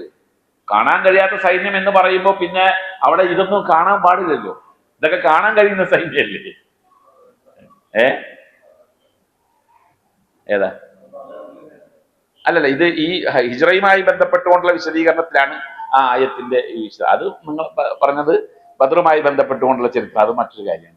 ഇത് ഈ ആയത്തിന്റെ വിശദീകരണം ഹിജ്റയുമായി ബന്ധപ്പെട്ടുകൊണ്ടാണ്. നിങ്ങൾക്ക് കാണാൻ കഴിയാത്ത ഒരു സൈന്യത്തെ അവിടെ ഇറക്കി എന്ന് പറഞ്ഞാൽ അതിനർത്ഥം കാണാൻ കഴിയാത്ത സഹായമാണ് അവിടെ ഉണ്ടായത്. അല്ലെങ്കിലും അള്ളാഹുവിന്റെ റസൂലിന് ഈ ജാതി സഹായങ്ങൾ കൊടുക്കേണ്ട ആവശ്യം അവിടെ ഇല്ല. അവിടെയാണ് നമ്മൾ പറഞ്ഞത് ചെയ്യാനുള്ള പ്രവർത്തനങ്ങളൊക്കെ നബി ചെയ്തു. ഇനി അത്ഭുതം അള്ളാഹുവിൽ നിന്നാണ് ഉണ്ടാകുന്നത്. അതുണ്ടായി അവിടെ. ചിലന്തി വല കെട്ടിയതും പ്രാവ് മുട്ടയിട്ടതും എല്ലാം ഒരു കഥ ആളുകൾ ഉണ്ടാക്കിയിട്ടുണ്ട്. ചില ദുർബലമായ റിപ്പോർട്ടുകളും അതിന്റെ പിന്നിലുണ്ട്. അത് നമ്മുടെ ആളുകൾ ഏറ്റി പിടിച്ചുകൊണ്ട് നടത്തുന്നു. ഇതൊക്കെ ഉണ്ടെങ്കിലേ നബിയുടെ നുബുവത്തിന് പ്രാധാന്യം ഉണ്ടാകുള്ളൂ എന്ന് വരുത്തി തീർക്കാനുള്ള ശ്രമങ്ങളാണ്. അത് ശരിയല്ല.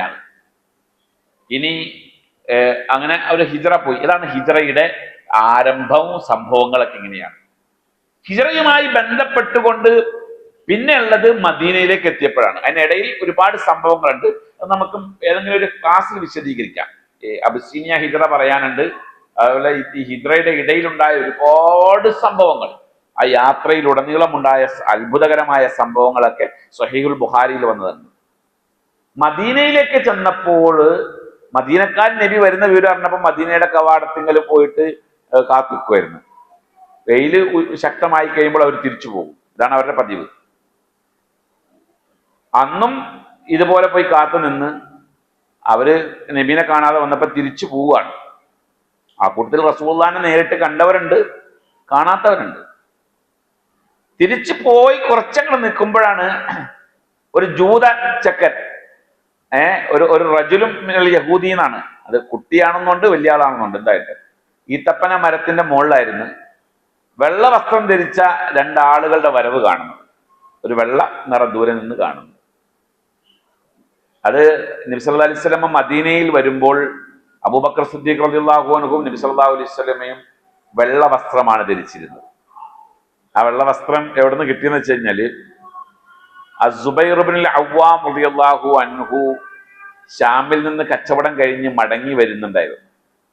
ആ മടങ്ങി വരുന്ന സമയത്ത് അദ്ദേഹം നബി സല്ലല്ലാഹു അലൈഹി വസല്ലമയ്ക്ക് സമ്മാനിച്ചതാണ് ആ വസ്ത്രം.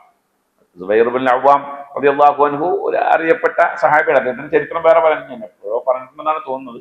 അദ്ദേഹത്തിന്റെ ജീവിത ചരിത്രവുമായി ബന്ധപ്പെട്ടുകൊണ്ട് ഒരുപാട് പറയാനുണ്ട്. എന്തോ ആകട്ടെ, അപ്പോഴാണ് ഇയാൾ ഇത് കാണുന്നത്. അപ്പൊ അദ്ദേഹം ഉറക്കെ വിളിച്ചു പറഞ്ഞു, യാ മഅശറൽ അറബ് ഹാദാ ജദ്ദുകുമുല്ലദീ തന്തദിറൂൻ. നിങ്ങൾ കാത്തിരിക്കുന്ന നിങ്ങളുടെ ജദ് എന്ന് പറഞ്ഞാൽ വല്യാപ്പാന്ന് അർത്ഥം. ജദ്ദിന്റെ അർത്ഥം വല്യാപ്പാന്നാണ്. നേതാവ് എന്നർത്ഥം വെക്കാം. അല്ലെങ്കിൽ നിങ്ങളുടെ കാരണവർ എന്നൊക്കെ പറയാം. നിങ്ങൾ കാത്തിരുന്ന നിങ്ങളുടെ ആ കാരണവർ അതാ വരുന്നുണ്ട് എന്ന് പറയും. അപ്പോ ഇവരെല്ലാവരും കൂടെ മദീനവാസികളെല്ലാവരും കൂടെ കൂടി പോയി നബി സല്ലല്ലാഹു അലൈഹി വസല്ലമയെ സ്വീകരിച്ചു എന്നുള്ളതാണ് ചരിത്രം. അവിടെ കാണാം, നബി മദീനയിലേക്ക് വന്നപ്പോ താലഅൽ ബദ്റു അലൈന മിൻ തനിയാതിൽ വദാ എന്ന് ചൊല്ലിക്കൊണ്ടാണ് നബിയെ സ്വീകരിച്ചത്. അത് നമ്മുടെ ആൾക്കാരും പറയാറുണ്ട്. ഖുറാഫികൾ പിന്നെ അത് അതിനായിട്ട് മാത്രം പറയാൻ വേണ്ടി നടക്കുന്ന ആൾക്കാരാണ്. അതിങ്ങനെ പാടിക്കൊണ്ടെടുക്കാൻ. സത്യത്തിൽ അങ്ങനെ ഒരു പാട്ട് മദീനക്കാർ പാടിയിട്ടേ ഇല്ല. എവിടെ? മദീനയിലേക്ക് നബി എത്തിയപ്പോൾ അങ്ങനെ ഒരു പാട്ട് പാടിയിട്ടേ ഇല്ല. കാരണം ആ പാട്ടിന്റെ വരികളിൽ തന്നെ ആ സന്ദർഭവുമായിട്ട് ഒരു യോജിപ്പില്ല. കാരണം എന്താ വെച്ചാല്, വടക്ക് പ്രദേശത്ത് നിന്ന് ഞങ്ങളിലേക്ക് ബദർ ഉദിച്ചു വന്നിരിക്കുന്നു എന്നാണ് ആ പാട്ടിലെ വരികളിലുള്ളത്. വടക്ക് പ്രദേശത്ത് നിന്ന് ഞങ്ങളിലേക്ക് ബദർ ഉദിച്ചു വന്നിരിക്കുന്നു എന്നാണ് ആ വരി. സത്യത്തിൽ നബി സല്ലല്ലാഹു അലൈഹി വസല്ലമ വരുന്നത് തെക്കുന്ന മദീനയുടെ തെക്ക് പ്രദേശത്താണ് മക്ക ഉള്ളത്. മദീനയുടെ വടക്ക് ഭാഗം ഡമസ്കസ് ക്രോസ് ചെയ്തു വരുന്ന ആളുകളുടെ മാർഗമാണ് മദീനയുടെ തെക്ക് ഭാഗം, വടക്ക് ഭാഗം. അപ്പൊ പിന്നെ എങ്ങനെയാ അതിന് യോജിക്കുന്നത്? തെക്കുന്ന് പറഞ്ഞ ആൾക്കാരോട് വടക്കുന്ന് ഞങ്ങൾക്ക് ബദർ ഉദിച്ചു എന്ന് പറഞ്ഞാൽ തന്നെ വിരോധമല്ലേ? ഇതായില്ലേ? അതൊക്കെ കഥ ഉണ്ടാക്കിയത്. ഈ താലഅൽ ബദ്റു അലൈന എന്നുള്ളത് മദീനക്കാർ പാടിയൊരു പാട്ടാണ്. പക്ഷെ അത് മദീനയിലേക്ക് നബി ഹിജറ വന്നപ്പോൾ പാടിയ പാട്ടല്ല. അത് പറയപ്പെടുന്നത് തബൂക്ക് യുദ്ധം കഴിഞ്ഞു വരുമ്പോ നബി സല്ലല്ലാഹു അലൈഹി വസല്ലമയും സൈന്യവും തബൂക്കിൽ നിന്ന് ജയിച്ചിട്ടുള്ള വരവില് മദീനക്കാര് പാടിയതാണ് എന്ന് പറയപ്പെടുന്നുണ്ട്. അതാകുമ്പോൾ ഏകദേശം യോജിക്കും. കാരണം തബൂക്കിൽ നിന്ന് വരുന്നത് ഈ പറഞ്ഞ പോലെ വടക്കിൽ നിന്നാണ് വരുന്നത്. അപ്പോ ഏകദേശം ആ പാട്ടുമായിട്ട് യോജിക്കുന്നുണ്ട്. എന്തുമാകട്ടെ, അപ്പൊ അങ്ങനെ ഒരുപാട് സംഭവങ്ങൾ നബി സല്ലല്ലാഹു അലൈഹി വസല്ലമ മദീനയിലേക്ക് എത്തിക്കഴിഞ്ഞപ്പോ ആ രണ്ടാളുടെ കൂട്ടത്തിൽ കുറച്ച് പ്രായം കാണിക്കുന്ന ആള് അബൂബക്കർ സിദ്ദീഖ് റളിയല്ലാഹു അൻഹു. അദ്ദേഹത്തിന്റെ താടിയൊക്കെ നരച്ചിട്ടുണ്ട് കുറച്ചൊക്കെ. അങ്ങനെ പ്രായം തോന്നിക്കുന്ന ഒരാള് അദ്ദേഹമാണ്. അപ്പോ അദ്ദേഹമാണ് നബി എന്ന് കരുതിക്കൊണ്ട് നബീനെ കാണാത്ത മദീനക്കാര് അബൂബക്കർ സിദ്ദീഖ് റളിയല്ലാഹു അൻഹുവിന്റെ കൂടെ കൂടി. അവിടെയും ഒരു കഥ കേൾക്കാം. ഒട്ടകത്തിന്റെ പുറകെ എല്ലാവരും കൂടി ഒട്ടകത്തിന്റെ കടിഞ്ഞാൻ പിടിച്ചു വെച്ച് ഞങ്ങളുടെ വീട്ടിൽ താമസിക്കുക എന്ന് പറഞ്ഞു എന്നും. അപ്പൊ നബി പറഞ്ഞ എന്നെ വിട്ടേക്ക്, അത് എവിടെയാണോ വിട്ടുകുത്തുന്നത് അവിടെയാണ് താമസിക്കുന്നത് എന്നൊക്കെ പറഞ്ഞു. അതൊക്കെ ദുർബലമായ സംഭവങ്ങളാണ്. അങ്ങനെയൊന്നും ഉണ്ടായിട്ടില്ല. നബി സല്ലല്ലാഹു അലൈഹി വസല്ലമ ഇറങ്ങി, അബൂബക്കർ സിദ്ദീഖ് റളിയല്ലാഹു അൻഹു ഇറങ്ങിക്കഴിഞ്ഞപ്പോ എന്ത് ചെയ്തു? അബൂബക്കറാണ് പ്രവാചകൻ എന്ന ധാരണയിൽ അദ്ദേഹത്തെ പോയി സ്വീകരിച്ചു കുറെ ആളുകൾ. അപ്പോ നബി സല്ലല്ലാഹു അലൈഹി വസല്ലം മുട്ടുകുത്തിയ സംഭവങ്ങളുണ്ട്, അത് വേറെ. അത് ഇതുമായിട്ട് ബന്ധപ്പെട്ടല്ല, ഇതുമായിട്ട് ബന്ധപ്പെട്ട കഥയല്ല, അത് വേറെ വിഷയമായിട്ട് ബന്ധപ്പെട്ടാണ്. നമ്മൾ വെച്ചാൽ ആളുകൾ വിളിച്ച് ഞങ്ങളുടെ വീട്ടിൽ താമസിക്കാൻ എന്ന് പറഞ്ഞ് വിളിച്ച ആ സംഭവം ഇല്ല, അത് ഒരു കഥയാണ്. എന്തോ ആട്ടെ, ഏതായാലും നബി സല്ലല്ലാഹു അലൈഹി വസല്ലം വെയിൽ ഏക്കാതിരിക്കാൻ അബൂബക്കർ സിദ്ദീഖ് റളിയല്ലാഹു അൻഹു തുണി ഇങ്ങനെ പിടിച്ചു കൊടുത്തു. അപ്പോഴാണ് ഇവര് ചോദിച്ചു അതാരാണെന്ന് ചോദിച്ചു. അതാരാണെന്ന് ചോദിച്ചപ്പോൾ അബൂബക്കർ സിദ്ദീഖ് റളിയല്ലാഹു അൻഹു അത് റസൂലാണെന്ന് പറഞ്ഞില്ല. കാരണം എന്ന് വെച്ചാൽ ഈ കൂടിയിരിക്കുന്ന ആളുകൾ ഏത് തരക്കാരാണെന്ന് അറിയില്ലല്ലോ. ശത്രുക്കൾ ഉണ്ടാകാം, മിത്രങ്ങൾ ഉണ്ടാകാം, പല ആൾക്കാരും ഉണ്ടാകും. അപ്പൊ അതുകൊണ്ട് തന്നെ അബൂബക്കർ സിദ്ദീഖ് റളിയല്ലാഹു അൻഹു കൊടുത്ത മറുപടി ഇതാണ്: ഹാദാ ഹുവ ദലീലുല്ലദീ യഹ്ദി സബീൽ, എനിക്ക് വഴി കാണിച്ച് തരാൻ വേണ്ടി നിയോഗിക്കപ്പെട്ട ആളാണ്. റസൂലാണ് എന്ന് പറയുന്നതിന് പകരം അതിന് സമാനമായ മറ്റൊരു വാക്കാണ് ഉപയോഗിച്ചത്. അതെന്തോ ആട്ടെ, ഇതാണ് മക്കയും ഹിജ്റയുമായി ബന്ധപ്പെട്ടുകൊണ്ടുള്ള സ്വഹീഹായ സംഭവവും ദഈഫായ സംഭവവും. അതില് മദീനയിലേക്ക് പോയപ്പോൾ താലാ ചെല്ലി എന്നുള്ളതും, പ്രാവ് മുട്ടയിട്ട് ഹിറാ ഗുഹയിൽ പ്രാവ് മുട്ടയിട്ടു, ചിലന്തി വല കെട്ടി, ഗുഹയിൽ വെച്ച് പാമ്പ് കടിച്ചു, വീട് വളഞ്ഞ സംഭവം, അതേപോലെ ഉമർ റളിയല്ലാഹു അൻഹു പരസ്യമായിട്ട് വാള് ചുഴറ്റി പിടിച്ച് ഹിജ്റ പോയി എന്ന് പറയുന്ന ഈ 6 സംഭവങ്ങൾ അത് അടിസ്ഥാനപരമായ രേഖയിലാണ്. പരതിയാൽ ഈ സംഭവങ്ങളൊക്കെ ചരിത്രത്തിൽ നിന്ന് കിട്ടും, പക്ഷേ അതൊക്കെ സ്വഹീഹായ ഹദീസുകൾക്കെതിരാണ്. സ്വഹീഹായ ഹദീസുമായിട്ട് താരതമ്യം മുട്ടിച്ചു നോക്കുമ്പോൾ വൈരുദ്ധ്യങ്ങൾ കാണാൻ കഴിയും. വൈരുദ്ധ്യങ്ങൾ ഉണ്ടാകുമ്പോൾ തന്നെ എന്ത് ചെയ്യും? ഈ ദുർബലമായ സ്വഹീഹ് അല്ലാത്തതിനെ എടുത്തു മാറ്റി വെക്കേണ്ടി വരും. അപ്പോ ഹിജ്റയുമായി ബന്ധപ്പെട്ടുകൊണ്ട് ഈ ചരിത്രത്തെ നമ്മൾ അറിഞ്ഞിരിക്കുക. ഇൻഷാ അല്ലാഹ് ബാക്കി വശങ്ങളൊക്കെ നമുക്ക് അടുത്ത ക്ലാസ്സിൽ വിശദീകരിക്കാം. അല്ലാഹു തൗഫീഖ് തന്ന് അനുഗ്രഹിക്കുമാറാകട്ടെ. ഇതിന് ചോദിക്കാനുണ്ടോ?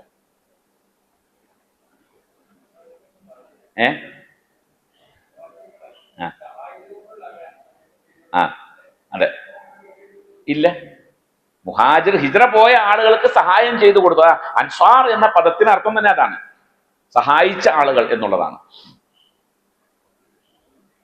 വേറൊന്നും ചോദിക്കാൻ?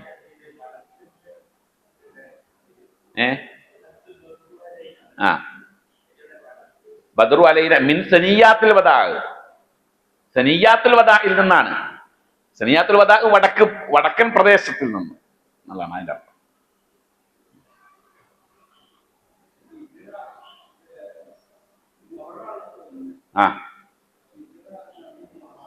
ഹിജ്റ എന്ന് പറഞ്ഞാൽ മുഹറമായിട്ട് ബന്ധമില്ല, പക്ഷേ ഈ മാസങ്ങളിൽ നിന്നിട്ട് ഒരുപാട് പ്രത്യേകത, അതായത് മുൻകാല പ്രവാചകന്മാരുടെ ചരിത്രവുമായി ബന്ധപ്പെട്ടുകൊണ്ട് അവരുടെ ജീവിതങ്ങളിലുള്ള വിമോചനങ്ങൾ, വിജയങ്ങൾ, ടേണിംഗ് പോയിന്റുകളെല്ലാം ഉണ്ടായത് ഈ മുഹറം മാസത്തിലാണ് എന്നുള്ളതാണ്. അതിൽ ഏറ്റവും സുപ്രധാനമായത് ഫിർഔനിൽ നിന്ന് മൂസ അലൈഹിസ്സലാമിനെ അള്ളാഹു രക്ഷപ്പെടുത്തിയത് ഈ മുഹറം മാസത്തിലാണ്.